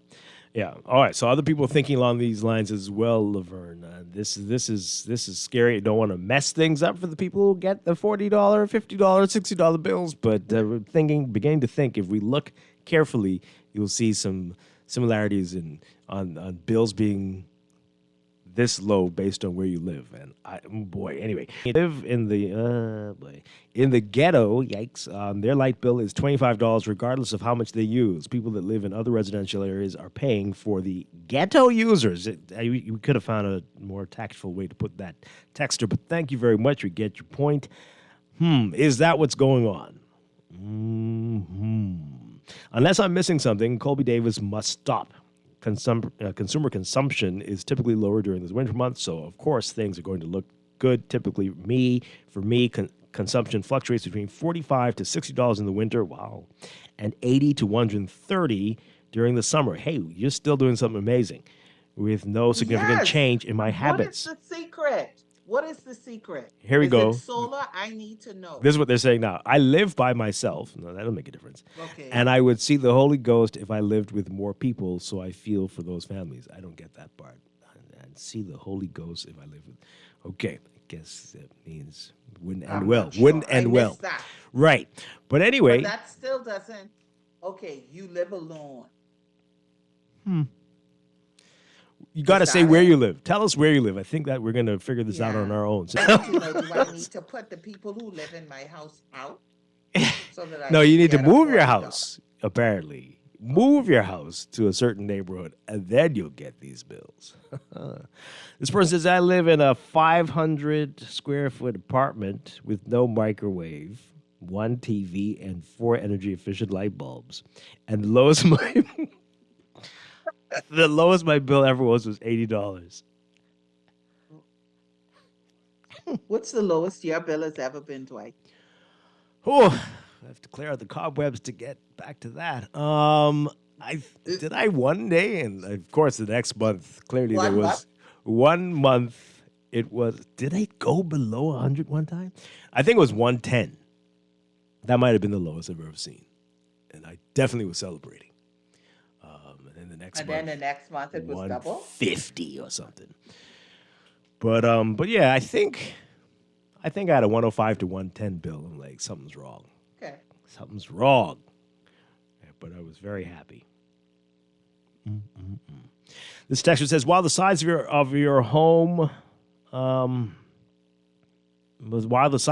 bills are our priority, the cost of energy to business impacts all of us. And their energy costs are up to a minimum of 40% at last report. or up a minimum of 40% at last report. Hence, higher prices everywhere. The numbers should be a clue. Yeah, that would have been much more helpful for her to provide some evidence that there is a difference compared to a few years back. Please remember, the first $21 has been taken off of our budget, of the bills. So tell the minister to come back with statistics in July, August. Yeah. I did notice that $20 thing, though. I did see that it went down by about $20 for me. And that's it. It's possible that fuel surcharges are charged differently depending on where you live. Now, why should that be? Why should that be? This texter says, BPL's playing games. I once rented a shop downtown, and it was kept in the owner's name, and it was $37 per month. Meanwhile, my home bill out east was $500 a month. So it's not you, it's BPL doing crap. Mm-hmm. And, and plus I had Central on all day. You mean at the shop? Wow. Sorry to say it, but if you have the correct name or color, yikes, your light bill will be less. We're still in those times. Oh, dear. Oh, man. This person says, in the summer, my bill goes up about $25 to $50 per month when I use the whole thing. So it said, my mom and brother live in Golden Gates, and their bill is about $50 per month. She unplugs everything when not in use, except the refrigerator, turns the water heater off when not needed, and rarely uses the AC. In the summer, it goes up by about $25 to $50 per month when they do use the AC. Okay, interesting. This person says here, you won't believe this. My light bill is now $38. My bill used to be $150, and I can't believe it. Okay, so what are you doing differently? What happened? What? And where do you live? We need to know where you live. We don't. Hopefully, they won't say, "Oh, is that what we've been doing?" Well, let's fix this. No, we don't want that to happen. Let's check this area. And they say, "That's that morning blend." Good morning, caller. You're on the air. Yeah, morning, Dwight. Hi. I don't recall these bills with $30 and $50. So like they ain't getting charged no free charge, because sometimes the free charge would be more than the bill itself. Yep, almost always. Yeah, you're right about that. Okay, I don't know. You think they're just saying, let's put it on the richer neighborhoods? That couldn't be it. No, right? Anyway, to clarify the Holy Ghost part, oh boy. If I lived with... I need to understand. You sure? I couldn't connect. I'm afraid. I couldn't connect it. I'm afraid to find out. If I lived with a family, I would likely spend more than $130. And I also live in the Carmichael West area. Okay. I get it now. Oh, boy. That's rough. So interesting. This is a very fascinating island that we live on. Right? The many different rules and existences that our people experience on this tiny little rock. Boy, I tell you. Dwight, the people with the low BPL bills are the ones traveling with the Prime Minister. They're not home, so their bills are very low. The 9,636 people. Right. You might be onto something. You might, you definitely might be onto something. Hey, it says, if you live alone and your bills are high, you need an energy audit. Bill is less than $200 in non-summer months, and we have a family of 3 adults and 2 children. Yep. That's a good idea. Definitely need to find out what's going on. And this text here, it is possible that some of us are still experiencing high utility bills due to faulty or outdated meter reading devices. Check that your device has been updated. Okay. All right. Good stuff there. All right, so there was an article in the paper yesterday. Let me read this text before we get to that. This text was a good text. This was about the travel thing. I don't want to go back there, but they were making an interesting point. I hope I can find it. So they're saying here, there was a letter circulating yesterday from the Student Government Association at UB stating that the government grants stipends for rent and we're not being paid for students. Yeah, I saw that. And we're not being paid by the government. The minister made a statement apologizing and saying that this will be corrected. My point is that all of this spending here and there and everywhere, but education for the future should be important and a priority. It should never have gotten to this. So, I guess it's saying the travel, while it might be beneficial, some other things need to be dealt with. And if that's coming at the expense of those things, I also that's a sent you problem. an article. Mm-hmm. I sent you a post kind of along the same lines where I'm from. So I'm just talking about the things that are critical that we need at the hospital here that they just do not have, that you have to wait for specialists to come for, that you have to go maybe private and pay an increased amount for because they simply don't have it here. And they were making that comparison with that, looking at with the travel budget in, Yeah. Wow. Interesting. All right. Just let me read these last messages and then we'll move on. This person says, we have normalized people's ability to pay in business in this town. If you live in Cable Beach, your bill is way more than if you live in Bain Town, all things remaining equal. Wow. That's disturbing. It's disturbing. I'm getting a $39 bill and I live in a 1-bedroom in Carmichael. Okay. All right. That's a Dwight, you're gonna have to move. It seems so. That's a BPO worker lying. Don't update your meter. Your bill will now triple. The trick is the old meters are more honest and the new ones aren't. New meters, new money. Oh, boy. Okay. Oh, boy. All right, so I want to read this really quickly, and then we'll get back to the calls and messages. So there was an article yesterday about the disclosures, and, this is becoming like a joke. And Yeah, the they excuse, don't do it. The excuse was there's a problem meeting the deadline because the building, something about mold.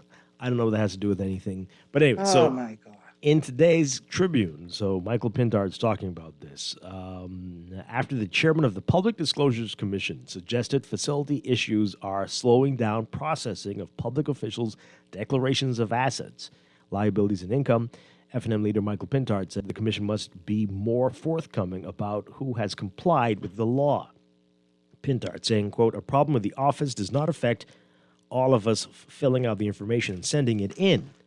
Even if not all the details are there, the flexibility allows you to get in the core information and to update it. So really, we ought to be submitting that information. Public Disclosure Commission Chairman Bishop Victor Cooper told the Tribune on Tuesday that the committee had encountered some setbacks in processing disclosures. While the law requires public officials to declare their assets by the 1st of March, he could not say who had failed to do so and was uncertain when the office issues would be resolved. This is the same story every year, though. Previously, Bishop Cooper had falsely said that while the committee compiles reports, it does not have the authority to publish them in the Gazette. Pintard criticized the absence of a published list of compliant and non-compliant officials, saying, quote, the head of the Public Disclosure Commission is a pastor, so I would not want to characterize him as copping out. Well, I mean, okay. If that's what he's doing, what does that have to do with him being a pastor? Anyway, he said, quote, I would only say that the commission has to be more forthcoming in providing us with the list. He noted that some senators were not compliant last year, yet the commission refused to release the names of not having an obligation to do so. Pintard saying, quote, this isn't an option. They have to release the information, suggesting that some government members, including at the cabinet level, fundamentally oppose public disclosure laws. Really? And yet... Clearly, because they're not disclosing, Dwight. So that's a no-brainer. Well, they're not disclosing, well, and they don't appear to take it seriously. Well, we dare that, them. This is something necessary. We dare And the what's ones who oppose repercussion it. when they don't? Dare the ones who oppose it to change it. Let's see who they are. Right? They won't do that, though. They won't come out and say it. You don't, Dwight. You don't have to wait until for them to table it to see who they are. Just look at who has not disclosed. We don't know. Who knows? It could be all of them. It could be. We don't know anything. And that's insane. That's insane. Pintard says philosophically they do not believe that, and therefore they're not prepared to comply with a law that they don't believe in. Say, why is he protecting them? Who? Does he know? Because that's what we need to know.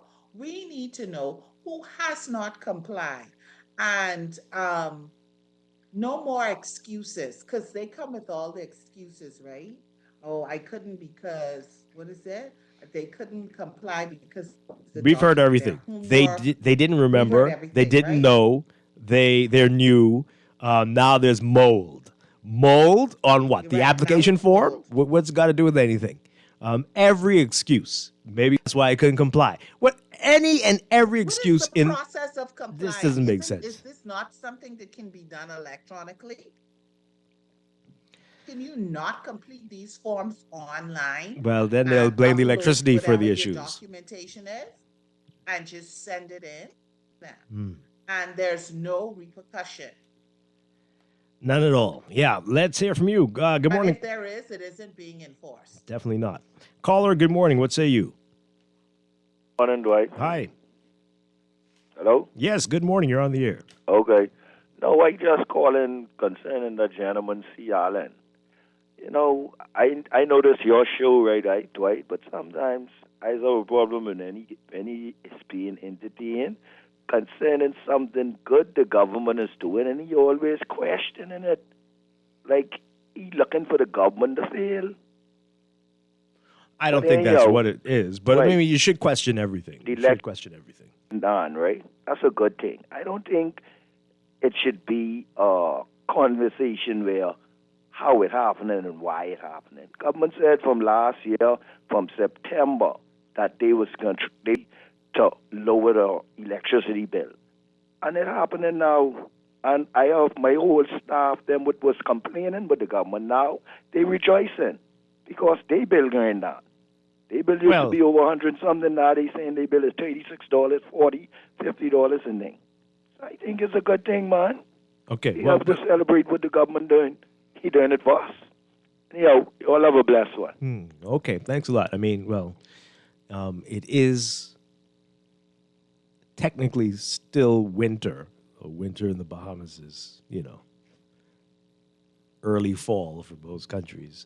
But so celebrating might be a little premature. That's what the concern is, right? And whether is it much lower than your winter bill normally is, and that's what people are asking. No, people just want to celebrate the win, but they just want to make sure that it is an actual win. Right. One final call. Good morning, caller. You're on the air. Good morning, Dwight. Hi. Good morning, Vern. Good morning. Good morning. Nation. On this issue with the electricity bill, the previous caller commented on CR's contribution. What they have to understand is when the government makes statements, we have to analyze every aspect of it. While it is good that people got their electricity bills lowered, we have to ask the question, did it have to cost us $80 million or $100 million to 0.5% that was allowed to participate in the 25-year plan or scheme to control DPL for the next 25 years, which has not been signed as yet, right? Still working it out, we're told. Okay, now let's just look at it from last year to now. Did we need the pike trucks to run around Nassau, and where are they now? BPL could have done that all by themselves with some technical assistance, and it didn't have to come to this BPL 25-year control thing. So if the previous caller don't understand, when people like us try to critique what it is, if you think about it, Dwight, what did they have to do? What all did they do? How many millions of dollars was spent from last year when they announced this thing to make this an adjustment? EPL could have done these same things in a different kind of way without such a scheme being put in place. Remember, before the previous government left, Ragged Island was solarized and operating, and Rum Key could have been the same way, and all those other keys in Exuma and Long Key, which only have 5 people on it, and all the areas where BPL still burning energy 24 hours a day to run those generators. See what I'm saying? So where Miss Rolex, Lady Fashionista from Elizabeth, can come and tout it. That's good for the poor people. Wow. But It's slick. all the other adjustments, we have to look at and say, well, hey, what it cost us, what it's still costing us, and why it took so long. Okay. Thank you very much. Very interesting points there. Appreciate it. So we got to see. Everybody invite you to look back at your previous bills and see if this is in line with what you were seeing in January. I'm sure as many of you remember. Is it very different? And what will it look like in July? That's definitely going to be something to be looking at. All right, so a few more messages here before we go to the news. This person saying, wow, they're blaming it on mold now. This is back to the disclosures. It's just crazy. And this has been a very bleak period. It usually is not good with the disclosures, but this is the worst. It's the worst. I feel we know less now than we've ever known before about anything in regards to, like, they don't care. It just seems like they don't care. Just like how everybody's running the lights and no one's doing. I got a text yesterday. We had moved on already. I wish I'd saved it. Someone telling me to stop talking about the need to have people monitoring the CCTV cameras and how that's so stupid. I need to move on.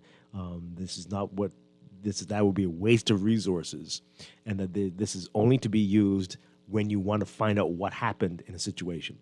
I said, okay, see, this is the problem here, and maybe I'm on the wrong island, maybe or country. I don't know. But if that's the mentality, I don't know who that texter was, but clearly that seems to be the thinking of the folks who are in charge, and we're not going to get anywhere if that's how people feel about stuff, and that's the same situation we find ourselves in with this disclosure situation, right?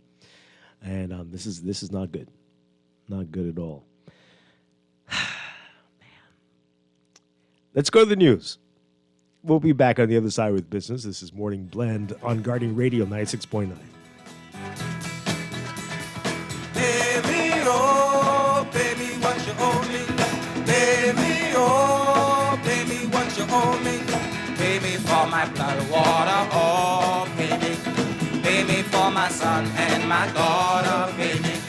Pay me for my blood, water, oh, pay me. Pay me for my son and my daughter, baby.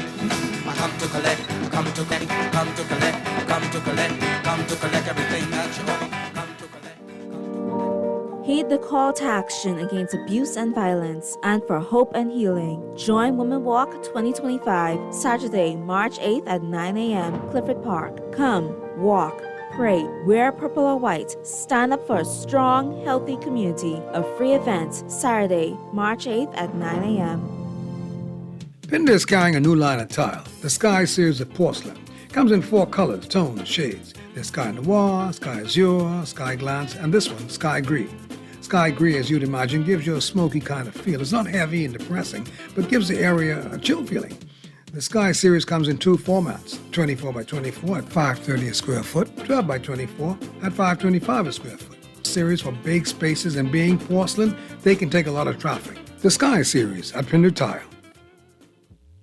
It's time to upgrade the way you enjoy at-home entertainment. Alive Fiber is here. Enjoy all your favorite channels and streaming apps, all at lightning-fast internet speeds with affordable bundles, and it's only a click away. Visit www.alivefiber.com to sign up now. Stay connected, live your life. It's good to be alive.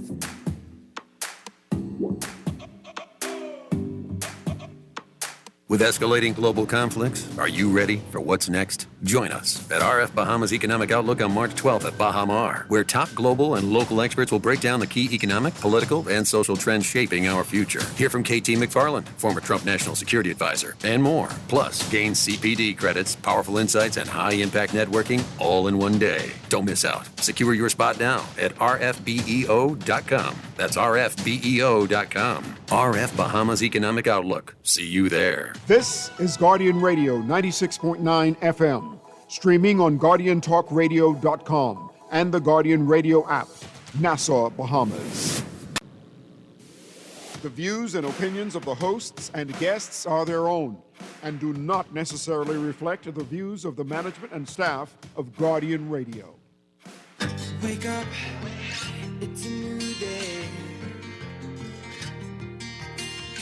Wake up, it's a new day.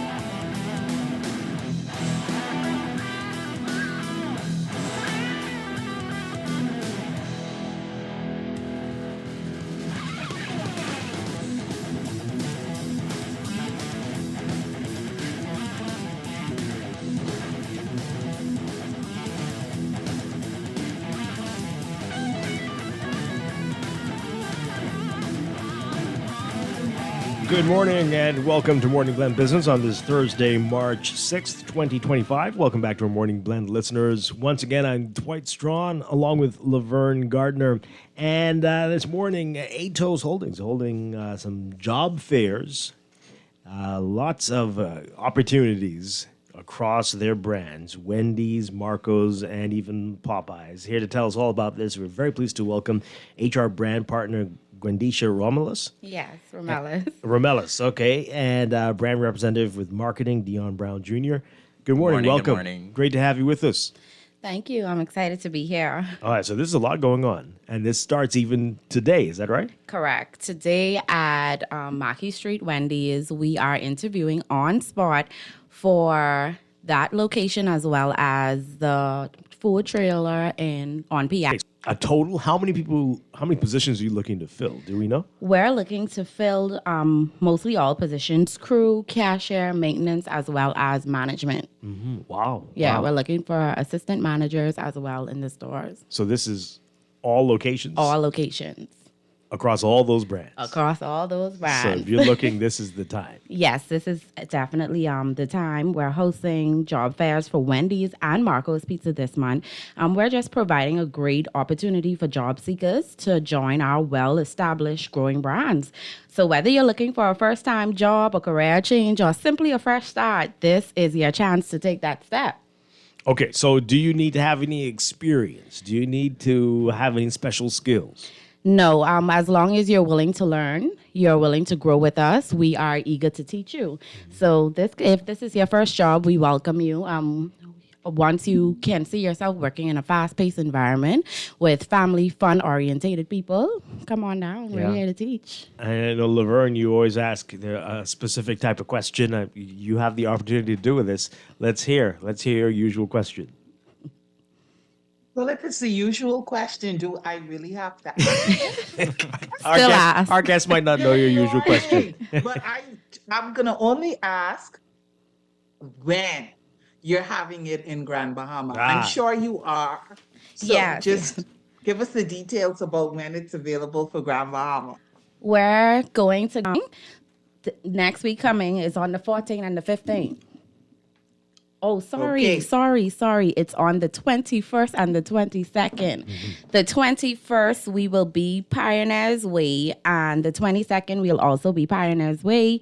Come on down. My colleague and I, we can't wait to see you. We can't wait to interview you. We can't wait to hire you.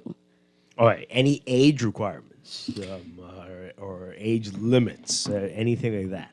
So we are very... and Dion, you can jump in. Yes, at any time you can. At any time. We're very diverse, though. We do a lot of part-time. You will see sometimes we have high school children, college students. We can age anywhere from 16 and up. Okay. All right. Yeah, so starting at 16, you can come and work in our restaurants as part-time employees.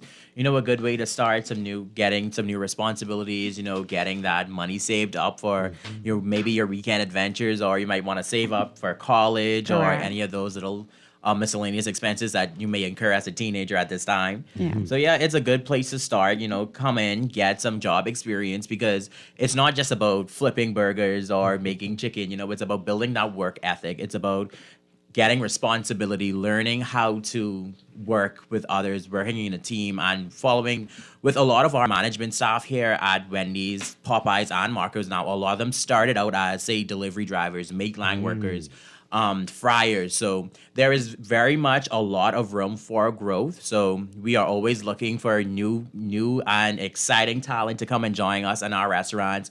Always looking for new people ready to work, ready to put in those hours, because fast food is a very fast-paced environment. So we're just looking for those committed people, those strong people, and those people with good work ethic, or just looking to start something new and see where it can take them, because one day you might be here doing fries, and the next 5 years or maybe even 2 years, you're now a manager, a general manager, or a district manager at one of the stores. Wow. So how flexible are you with high schoolers and college students? So according to the law, they are not allowed to work during school days, and so they're employed from Friday to Sunday. Okay. And of course, if you have Easter break, midterm break, summer break, you can come on full days. Wow. Okay. I didn't know about that with the high schoolers. That's pretty good to know. Yes, all right, so let's talk about what you need if you're coming out to the job fair. If you're coming out to the job fair, please have a valid passport. If you don't have a passport, a voter's card will suffice. We ask you to bring your resume. Make sure you have a valid NIB and valid banking information. Oh, so you do need the banking information. Need the banking information, yes. That is definitely a requirement. And you need your NIB card. Yes, spot. All right. So what is the process like? If you come out to the job fair, are you interviewed or just hand in the stuff that you asked for? What are you going to be doing? So if you bring it to the job fair, it definitely makes that process a lot smoother, a lot quicker. Sometimes at the job fair, we tell you, okay, come to orientation and onboarding. You are successful in this process and let's go. We definitely hire on spot once you're a suitable candidate. Just backtracking on Freeport. Freeport's initiative is definitely next week on the 14th, which is Friday, and the 15th, okay? Yeah, so that's Wendy's Pioneers Way in Freeport. 14th and the 15th of March. 14th and 15th, that's correct. So that's next week. You're hiring for all Wendy's. And Marco's. And Marco's. And Marco's. Mm-hmm. Okay, so the 14th Pioneers Way, you know what that is. 15th Pioneers Way. Well, you know that is, right, Laverne? And what about the Marcos? Absolutely. And the Marcos, same location? Marco's is in Port Lugaya? No, not in Port Lugaya. Let me help. Yeah, the Freeport, the resident Freeport. Is it going to be at your location? Yes, it is going to be in our location. Okay, so your location isn't quite. It's not quite in Port Lugaya, so it's in the same plaza as Solomon's. Okay. But everybody there knows where it is. I can't wait to go Freeport. We know. Yeah. Everybody knows. So Grand Bahama, you know where to go. Yeah. Well, actually, for our Marcos candidates, so you are going to come to Wendy's Pioneers Way for the job interview as well. Okay. So we won't be doing any job interviews at the dining room in Marcos. So everything will be at the dining room at Wendy's Pioneers Way on the 14th and 15th. Excellent. All right, so I'm sure people are curious. So what's with the big push? Are you expanding some more? We know there's always some new locations. We have expanded, yes. Right around the corner here, Thompson, we have expanded, and so therefore we need more people. We need more people, simply put, and we do plan on expanding. You know, our brand does big things. Yeah, every time you turn around, there's every a new time. Wendy's or Popeyes or Marcos. Yeah, So definitely that's good creating job opportunities for the Bahamian people. Wonderful stuff. All right, so one more time. Consideration about bringing Popeyes to Grand Bahama? Well, our team is always expanding and always looking for new opportunities to grow in the market. So who knows, Popeyes may be coming to Freeport very soon. I can't say exactly when on that timeline, but I can say we are always expanding. We are always looking for new opportunities to grow, and we're always looking to, push ourselves out there in the market, because we want to be your go-to for QSRs. We want to be that quick service restaurant in your mind. So let me go to Popeyes, let me go to Wendy's, let me go to Marco's. We want to be your number one spot for fast food. Yeah, wow. And even on that Popeyes note, if I could piggyback on that, although we're not doing job fairs for Popeyes right now, we had some last month. But if you are interested in Popeyes, we urge you to visit our career page, apply online at atoscareers.com. And I will also give you our WhatsApp number. This is our HR number if you are interested in applying, 477-0208. Okay, all right. What if you're already in the system and you want to change? Maybe you've moved or something. How does that work? Can you be a part of this? Do you need to be a part of the job fair, or can you just tell HR? No, so this is more for external candidates. Internal candidates, we do have the option to transfer you to a different brand if there is a space and a need for you on that brand. Okay. Yeah. Wonderful stuff. Wonderful stuff. You mentioned the food truck on Paradise Island. How's that going? And you're going to be expanding on Paradise Island still, or what can you tell us about that? Can you tell us anything about that? Okay, yes. So our CEO gave an update, I think it was about 2 weeks ago. So we are moving forward with our Paradise Island plans for the restaurant. So right now the food truck is still operational, and they are also now. Wow. So, if you're over Paradise Island and you see the food truck, stop by. You get one of your favorites. You might want a breakfast Baconator, or you might want to try our new sweet and smoky barbecue sandwich. See, now you're talking about food. You're making us hungry in the studio. You should have brought... Anyway. But, all right, so one more time. Let people know about the dates, what they need to bring if they are interested in joining the ATOS team. Sure, not a problem. So March 6th, which is today, we will be at Mackey Street from 10 a.m. to 2 p.m. We will be there. Come visit us. Come see us. Get hired on the spot if you are a suitable candidate. Next week, Thursday, March 13th, we will be at the Thompson Boulevard. We're also doing interviews there. If you're interested in our Wolf and East Street location, that is also a divine opportunity for you to visit them. March 14 and 15, Pioneers Way, Freeport. We'll be with Laverne. March 18th, we're going to be at Cable Beach. All of our job fairs are 10 a.m. to 2 p.m. March 20th, we're going to be at Golden Gates. March 25th, we're going to be at Sea Grapes in the East. And March 27th, we're going to be at Marathon Road. Okay, wonderful stuff. Texters asking for that WhatsApp number again. Problem. Our WhatsApp number is 477-0208. Also, our Marco's Pizza Job Fair, we're going to be at the Popeyes, Thompson Boulevard location, 10 a.m. to 2 p.m. on March 19th. So, yeah, that's the new Popeyes that just got built in the back of the old Wendy's. Right here. Yeah, next right door to us here. Right here. In Oaksfield. Right, so, all the college students, on your break from class or before you head to class, stop by the Popeyes, get that job fair for Marco's. And who knows, because we are expanding the brand, we are expanding our Marco's location. So who knows, Marco's may be coming very close to you very soon. Oh, boy. See, now I have to ask the question. So what are you going to do with that old Wendy's? Well, plans are in progress. Yeah, is that going to be a Marco's? Maybe. Oh, I don't know. Boy. Oh, boy. See? Okay, you heard. Anyway. Well, since Dwight is asking questions, I have two. The first one is, can Wendy's consider a veggie burger? Because, some people may like Wendy's, but they don't have a veggie burger there. So that's number one. When you're discussing what we could do, could maybe consider having a veggie burger. The second thing is, can Marco's consider delivery in South Bohemia? Because normally you have to drive. Oh, wow. And it's a distance. So, yeah, those are my two requests. So you see, if you have more drivers, then more people could maybe that's it, right? So if more people apply to work there, that your dream might come true. So I know with the Marco's one for sure, there's always room for growth and expansion. So who knows, one day there might be a new Marco's location in Freeport that is closer to South Bohemia, or we might expand our delivery radius there. If we see the need to, if we see a lot of more people asking for delivery out there, we might revamp our routes and say, okay, hey, let's offer delivery to these locations now. And for your first question, so as you all know, Wendy's is a global brand. We're just a franchise owner at this point.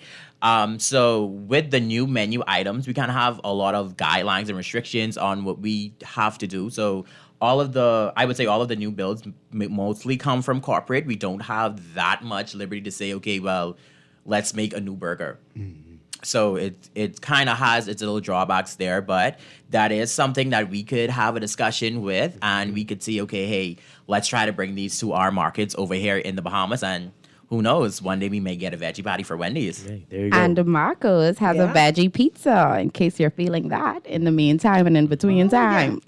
And not even just a veggie pizza, we have breast cauliflower pizza. That's right. Sounds right. good. All right. So here we go. One more time, let people know about what's going to be happening over the next few days and what they need to do to take part in this. Sure, exciting not job a fair. problem. So we're definitely hosting job fairs for those persons that are looking to, whether you're looking to, like I said, start your first job, a career change, simply a fresh start. This is your time to take that step. All you need to do is come with a positive attitude, the willingness to learn, to work in our dynamic work environment. We definitely have flexible schedules, and like Dion said, there's opportunities for growth. Come, bring a valid passport, valid NIB. If you do not have your passport, you can bring down your voter's card, as well as a valid banking account, and you are able, once you're a successful candidate, to be hired on spot. Okay. All right. And you have to have that bank account. No. You have to have that bank account needed. We don't pay in cash, and, check is almost a thing of the past these days. Yep, indeed. Thank you so much. Very exciting. I hope people are listening. Great opportunities. Gwendisha Romelis. I can't get it right. That's right. Gwendisha and Dion Brown Jr., thank you so much for being here this morning. Thank you for having us, and to all of you, see you at the job fair. Don't meet me there, beat me there. Great stuff. All right, we're going to take a break and be back with more Morning Blend business here on Guardian 9. Stay with us.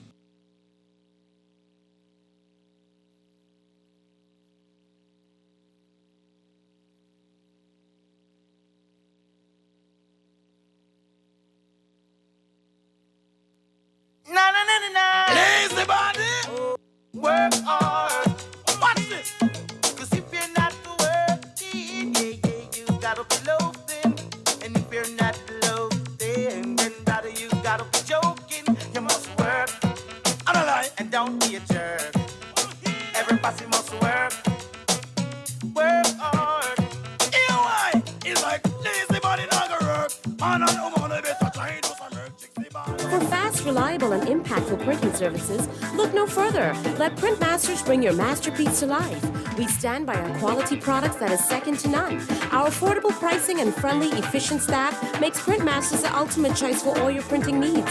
We can deliver any type of printing services, from banners to booklets to business cards. You name it, we can print it. Let Printmasters bring your masterpiece to life. Located in the Nassau Guardian Building, telephone 302-2361. At CFAL, we understand that a secure future is the greatest gift you can give your employees. That's why our tailor-made group pension solutions are designed to fit the needs of both law. You can provide the retirement you and your employees deserve, ensuring peace of mind and financial stability for years to come. Join the many businesses that have already entrusted CFAL to create the right pension plan for their employees, and let us help you build a brighter future for your team. Visit us at cfal.com to get started on building wealth so you can live well. CFAL, growing wealth for future generations. All those loans I had were so overwhelming. Fidelity's debt consolidation loan combined all my loan payments into one easy payment with a built-in savings plan that pays me unbeatable interest. It's time to make that move to Fidelity. Call 356-7764. Fidelity, we're good for you. Bahamas, are you ready? The world is coming to Asan for the 2025 CONCACAF Beach Soccer World Cup qualifiers. March 11 through 16 at the Beach Soccer Stadium next to the Sydney Poitier Bridge. The Jungle Beach Boys, top 5 in CONCACAF, taking on Mexico, USA, and El Salvador. Beach party meets world-class soccer, non-stop action, jungle rhythms, great food, and pure vibes. And it's free. Bring your crew, ring your cowbells, beat your drums, no whistles. March 11 through 16 at the Beach Soccer Stadium. Visit BahamasFA.net for details. Bahamas Beach Soccer, pure vibes.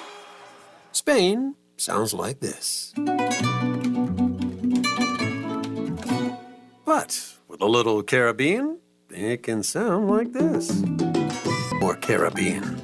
And with FedEx, you can ship your products to every corner with increased cargo capabilities, 24/7 shipment tracking, and shipping tools. Take your business worldwide and enjoy life a bit more like us. You work hard for your money, so let your money work hard for you. With as little as $1,000 to start, you can watch your money grow by investing in CFAL's Bahamian dollar and US dollar mutual funds, each tailored to match your unique investment profile. Our expert advisors are dedicated to crafting personalized investment strategies to help you achieve your financial goals. Don't miss out on the chance to earn higher returns on your hard-earned money. Join the thousands of investors who trust CFAL and start your journey toward financial freedom today. Visit us at cfal.com to learn more about our saving and investment options. And let us help you build wealth so you can live well. CFAL, growing wealth for future generations.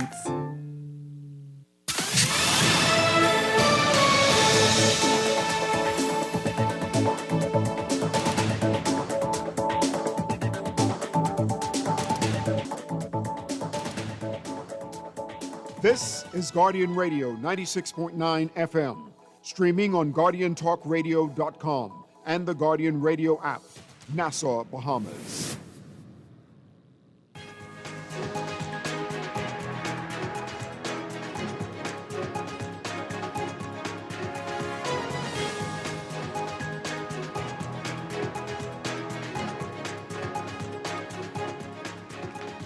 It's time for your morning business report brought to you by CFAL. Opposition spokesman for Finance, Kwesi Thompson, speaking during the House debate on the midterm budget, saying that the government's challenges in regards to reaching its budget deficit target is not a result of front-loaded capital spending, but because of recurrent spending that ballooned by $192.3 million. Thompson, who also served as Minister of State for Finance under the previous administration, said the government's 24-25 mid-year budget review was nothing more than a carefully orchestrated illusion designed to mask the harsh realities of struggle, suffering, and stagnation. You can read more on his comments in today's Guardian Business section. Minister for Grand Bahama debate as well, saying that the $1.5 million that the International Bazaar owners owe the Grand Bahama Port Authority should have been written off in order to allow the government to complete the purchase of the property. This in order to begin the development of the Afro-Caribbean marketplace announced in June of last year. Moxie says that the GBPA is stymieing the process in its own city by not writing off the old debt and allowing the government to redevelop the area. That's become an eyesore for the city. Moxie saying that they're fixing the GBPA's problem, rising on a point of order, while Kwesi Thompson was speaking during the debate. Moxie says that the GBPA is now delaying the completion of the sale of the property to the government while it decides how to proceed with the bazaar's owner's debt. She says the debt is 20 years old.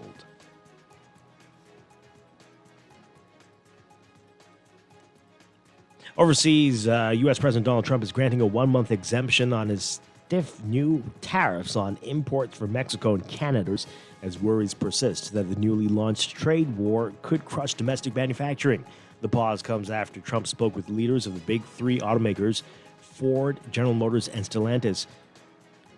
Asked if 30 days was enough for the auto sector to prepare for the new taxes, White House Press Secretary Caroline Leavitt saying Trump was blunt with the automakers seeking the exemption, telling them that they should get on it. Quote, start investing, start moving, shift production here to the United States of America, where they will pay no tariff. Trump had long promised to impose tariffs, but his opening weeks in the White House involved aggressive threats and surprise suspensions, leaving allies unclear at what the U.S. president is actually trying to achieve. Meanwhile, China will not yield to bullying, and its economy can weather higher tariffs imposed by Donald Trump and other challenges. That's according to the Chinese Commerce Minister, who says that there are no winners in a trade war. Speaking on the sidelines of the annual session of China's National Congress, Wang Wentao reiterated Beijing's calls for talks. Coercion and threats are bound to fail, he says, noting that China's role as a main trading partner of 140 nations means it has plenty of options. Wang and other officials outlined Beijing's strategies for building its economy and financial markets, but did not announce any new major initiatives.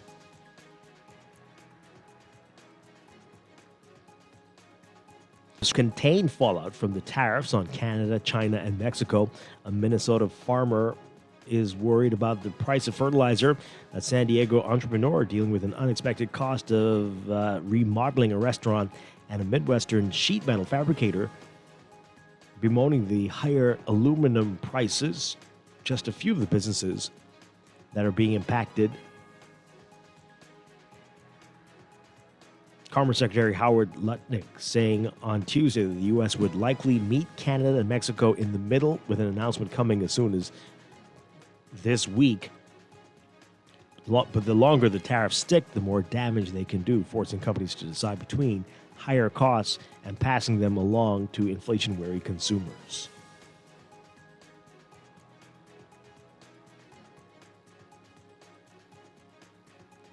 Stocks are falling again on Wall Street, led by the market's AI superstars that are now feeling the painful downside of big expectations. The S&P 500 1.4% in early trading this morning, erasing its mini recovery from the prior day.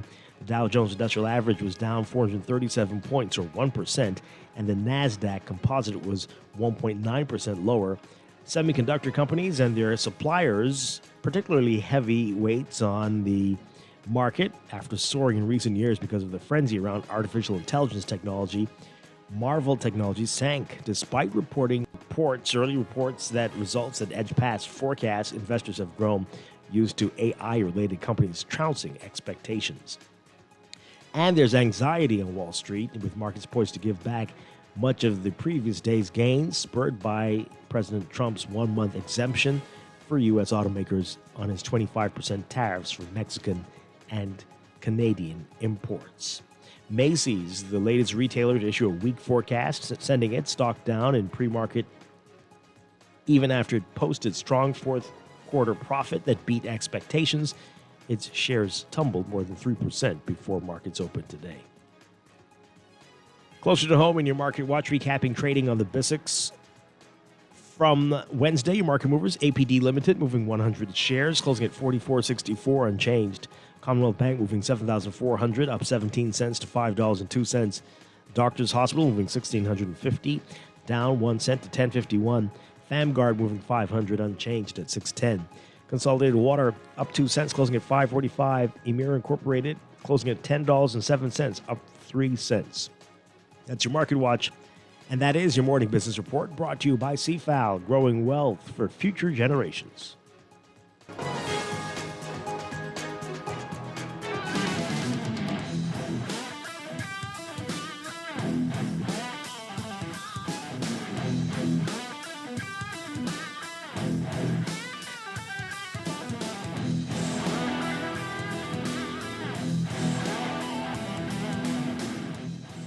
We are back with Morning Blend Business on Guardian Radio 96.9. Dwight Strachan along with Laverne Gardner.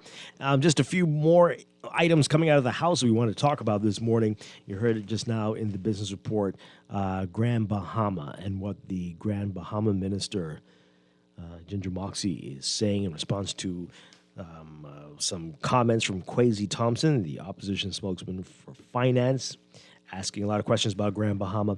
So this article, Laverne, from Rochester Robards, Ginger Moxie explained that the $1.5 million that the International Bazaar owners owe to the Grand Bahama Port Authority should have been written off in order to allow the government to complete the purchase of the property and to begin the development of the Afro-Caribbean Marketplace announced in June of last year. Moxie contended that the GBPA is stymieing the process of its own city and the progress by not writing off the old debt and allowing the government to redevelop the area that has become an eyesore for the city. Moxie said, quote, "We are fixing their problem." She rose on a point of order after a member of Parliament for East Grand Bahama, Kwesi Thompson, brought it up, questioned whether or not the marketplace will be developed. Moxie contended that the GBPA is now delaying the completion of the sale of the property to the government while it decides how to proceed with the bazaar owner's debt.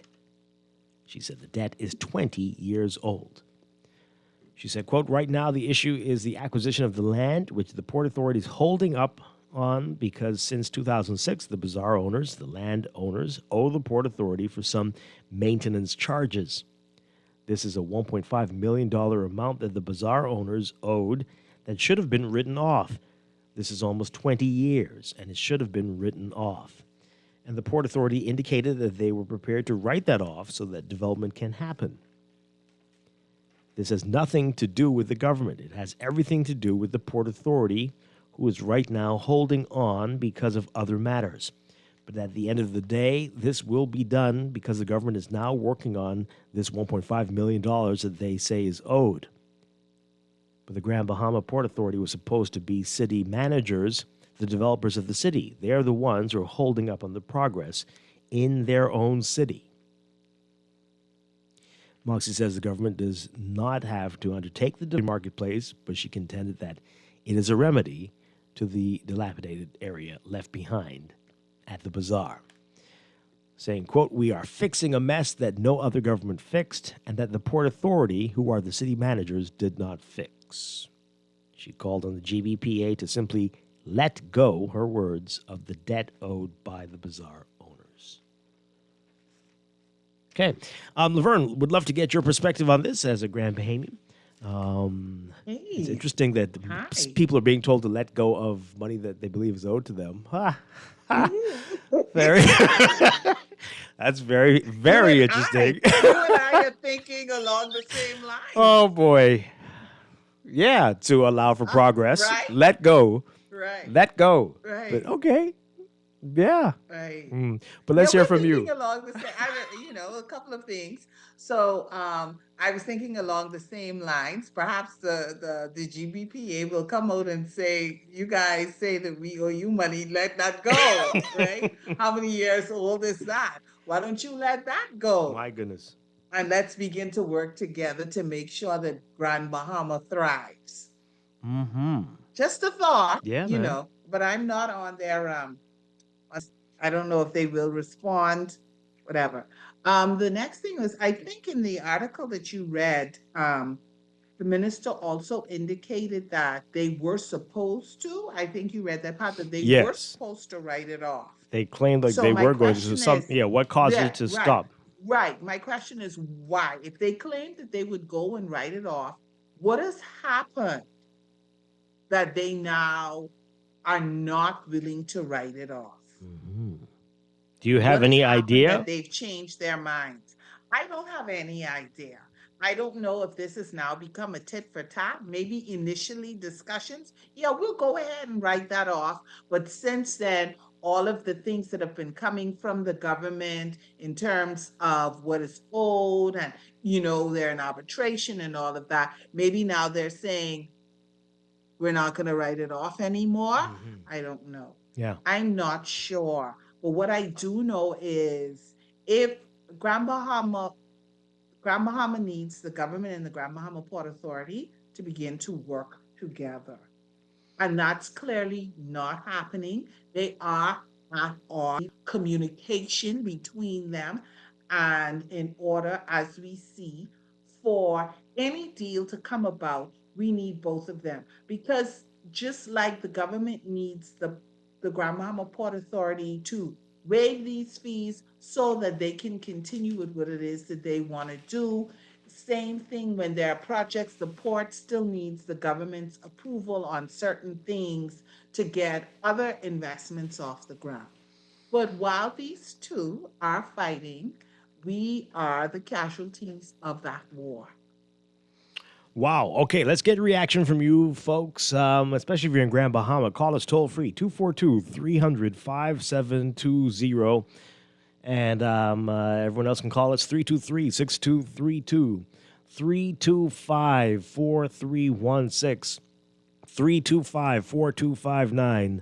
And tweet us, Facebook us, text us, 422-4796. Some of the comments, very interesting. It's like, we don't have to do this. I'm paraphrasing. We doing it for them. We don't have to do it, but we're trying to do it for their city. Right. And I thought, thank you for mentioning that. Sometimes we have to be careful with our words and toning, because while the Grand Bahama may be the city managers for Freeport Lucaya, we are Bahamians. and you govern for the entire Bahamas. And if you care about Grand Bahama as much as you say that you care about Grand Bahama, that kind of wording, we don't have to do this, that isn't good. You have a responsibility to Grand Bahama, as does the Grand Bahama Port Authority. So everybody needs to get it together. Yeah, absolutely. And I'm sure the folks in West Grand Bahama and East Grand Bahama are wondering, well, what about us? Who's holding up on Absolutely. the developments there? Absolutely. Who owes you all money for this? Who owe you all money, right? Right. Because the thing of it, like I always point out to, is are the eastern and western parts of the island thriving? I don't know that people are moving out of the Freeport-Lucaya area into the eastern and western parts of the island to seek better employment because things are happening, it's booming, and the government has responsibility for the eastern and Right. western parts of the island. Yeah. Right? Quite So- curious. Boy. All right, so we Right. got a few. We need to get it together so that Grand Bahama can thrive. And commenter, the one who's gonna say to sell Grand Bahama, I'm gonna need your number so we could have a conversation about that. Yeah. Boy, here are the text messages. Why don't they? That's a weird way to put this. Develop 8 Mile Rock and West End. Perhaps you mean under their purview or direct purview. Maybe that's what they Right. mean. That's what he means. Right. That's the Develop But that they have response. But Yeah. let's also remember the government has responsibility for the entire island of Grand Bahama Yeah. because we're part of the Commonwealth of the Bahamas. Supposed to be, yes. This person, they go on to say, develop 8 Mile Rock and West End and East End. If they are serious, lead by example and develop what you're responsible for. Yeah, we get your point. Thank you very much for the text. This texter says here, so is the government prepared to write off all our property taxes, our real property taxes that we owed from 20 years ago, since Moxie wants the GBPA to let go? I'm sure you know the answer to that one. I'm sure you know the answer to that. That's not but happening. That's not going to happen. But I wonder if you try it, let me know if you have any success. If you say, please, government, there are bigger fish you can go after. Let go. I owe this for 25 years. Can you let this go? Let's take this call. Good morning, call. You're on the air. I'm calling from the country of Freeport on the island of Grand Bahama, Oh, boy. Indonesia. It's a struggling country. Yes. You know, to me, it's that for me, what you have is this game of chicken. The problem is you have two blind people standing in the street, and depending on the noise of the car to determine who's going to move first. What we have is, Freeport, Grand Bahama as a whole, is a part of the Bahamas, and it should be part of the National Development Plan. It's incumbent upon the Bahamas government to actually have a plan for the development of the country, even for Grand Bahama. Dwight, LeBron, and I've said from the 2002 elections going forward, every person that was aspiring to be prime minister got up on the stage and said, there will be no economic development of the Bahamas unless Grand Bahama plays a central role. Notice that, right? Then let's go back for 24 years. And have you seen the development of the Bahamas happen, growth that's needed? Well, guess what? I like to say to all of those aspirants, they were absolutely correct. Because Freeport and Grand Bahama has remained the same since they began saying that. But the government of the Bahamas is responsible for part of a national development plan that includes Grand Bahama. What happens is the Grand Bahama Port Authority is responsible for coming up with a strategy for Freeport that is aligned with the National Development Plan, but actually legitimize the aspects of the Hawksbill Creek Agreement being an exclusive economic zone. In fact, one of the first in the world, for which the other 5,000 that came after it modeled itself after. Yet we can't get ourselves together. So the Grand Bahama Port Authority should have a plan, and then they could look at it and simply say, hey, these are things that we need. These are the legislation, the policy, process, procedures, and everything, and be very concise in what is it they want. Let's use an example where one of the principals, Mr. Hayward, said, we have an immigration process or whatever needs to be done. What exactly does that mean? And, because I know what it could mean, but does the Bahamas know what he means? And so it's just that I want the people to know that the Bahamas is dependent upon Grand Bahama's growth and development. It's the only place that of the 30 different economic models that can exist in the Bahamas, is the only place that 28 of them can happen. No place that's not New Providence. So, but if there is an island to be sold, let's sell New Providence so that the rest of the Bahamas can now be repopulated and developed. Because maybe selling Nassau, they'll get rid of the Bahamians there, and we'll be able to develop the rest of the Bahamas. But Grand Bahama is our lifeblood, and we should be focused on having that conversation. Wow. Thank you. For us to really delve deeper into that. Oh, boy. We continue tomorrow. We continue tomorrow. Oh, my goodness gracious. But thanks for the call. Let's take this call. Good morning. You're on the air.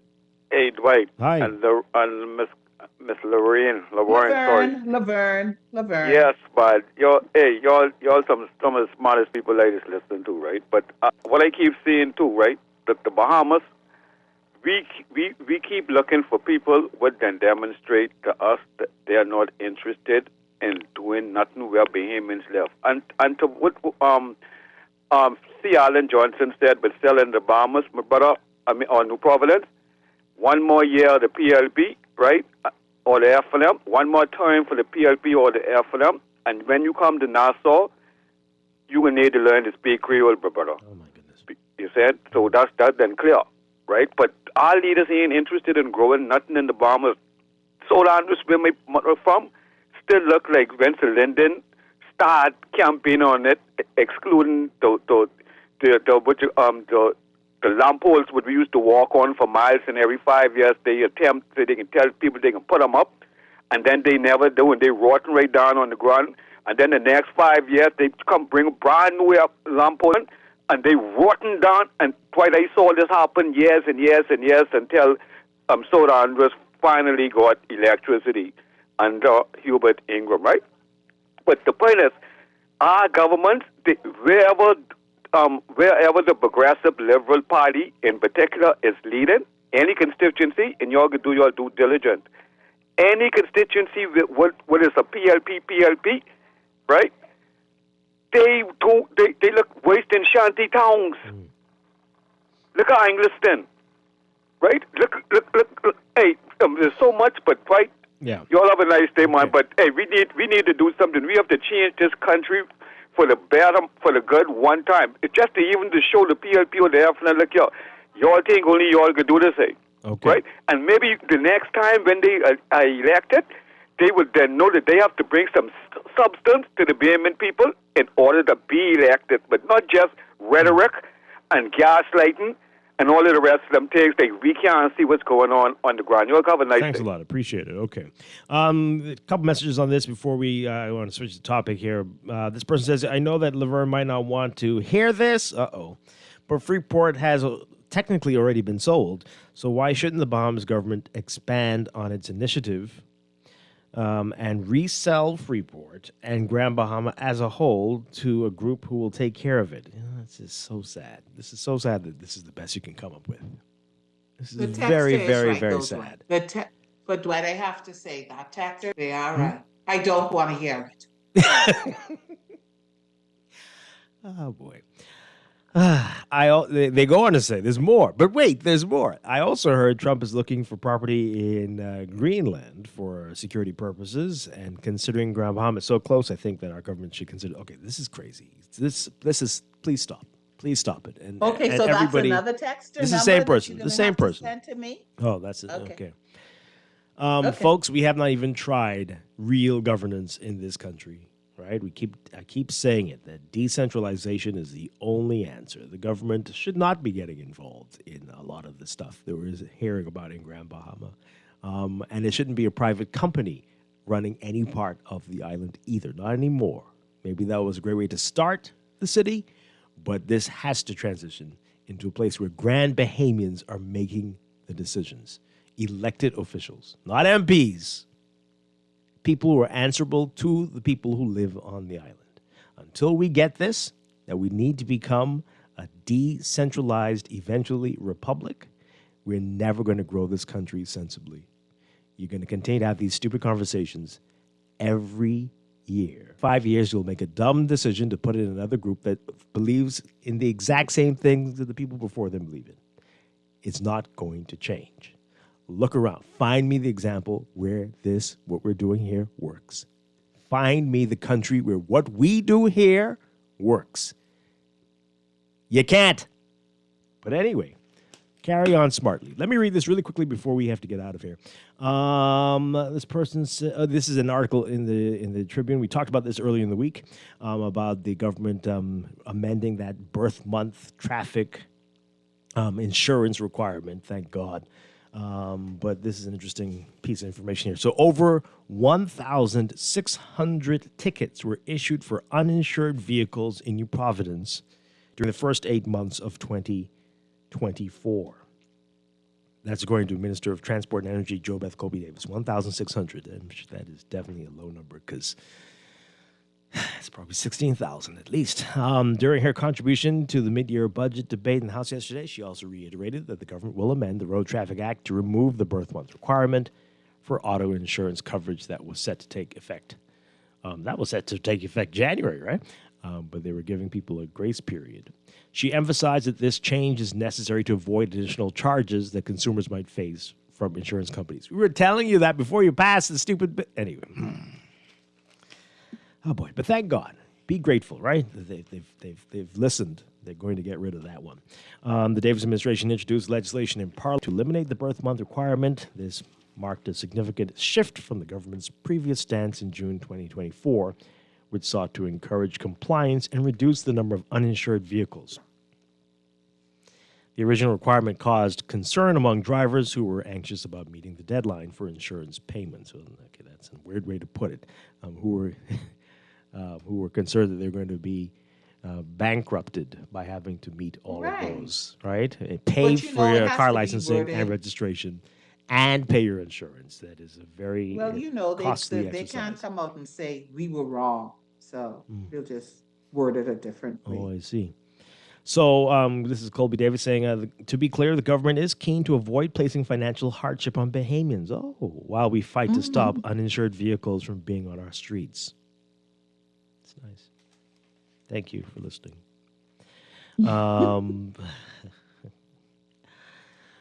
She said that her ministry and the Road Traffic Department and the Insurance Commission of the Bahamas Insurance Association, and the Traffic Division of the Royal Bahamas Police Force are collaborating to address the issue of uninsured vehicles. She said road safety must be a key priority for the Road Traffic Department, noting that more than 60 traffic fatalities were recorded last year, with young Bahamians under the age of 45 being the most affected demographic. Yeah. All right. So, we got to figure out a way to deal with the uninsured drivers, and I think many of us know them and are protecting them, not speaking out, knowing that they are a danger to everybody, and really helping to increase the cost of living in this country. And something has to be done. And if you know your relatives are driving without insurance and are proudly riding dirty, as they like to say, you have to play a role in this as well. You have to speak up. You have to get them to comply or report them. We cannot allow this to continue. This is terrorism. Terrorism. But again, we applaud the government for listening to the people. Thank God. Yeah. So, Laverne, this texture says here, maybe the GBPA folks are frozen and can't let it go. We are definitely on the same lines. You know, it did snow there one time, right? So maybe, who knows? But we're going to leave you with let it go. We're going to say this to everybody. Let it go. Consider that so we can avoid unnecessary hardships and holding back progress. Laverne, it's always a pleasure. I'll talk with you next week. Yeah. Always a pleasure to be here. Thank you. And I'll be back tomorrow morning with more Morning Blend on Guardian Radio 96.9. Everybody have a great day. Stay tuned for On the Clock with Aaron Green coming up next. Let them in, don't let them see. Be the good girl you always have to. Don't let them know. Well, now they know. Let it go, let it go. Can't hold it back anymore. Let it go, let it go. Turn away and slam the door. I don't care what they're going to say. Let the story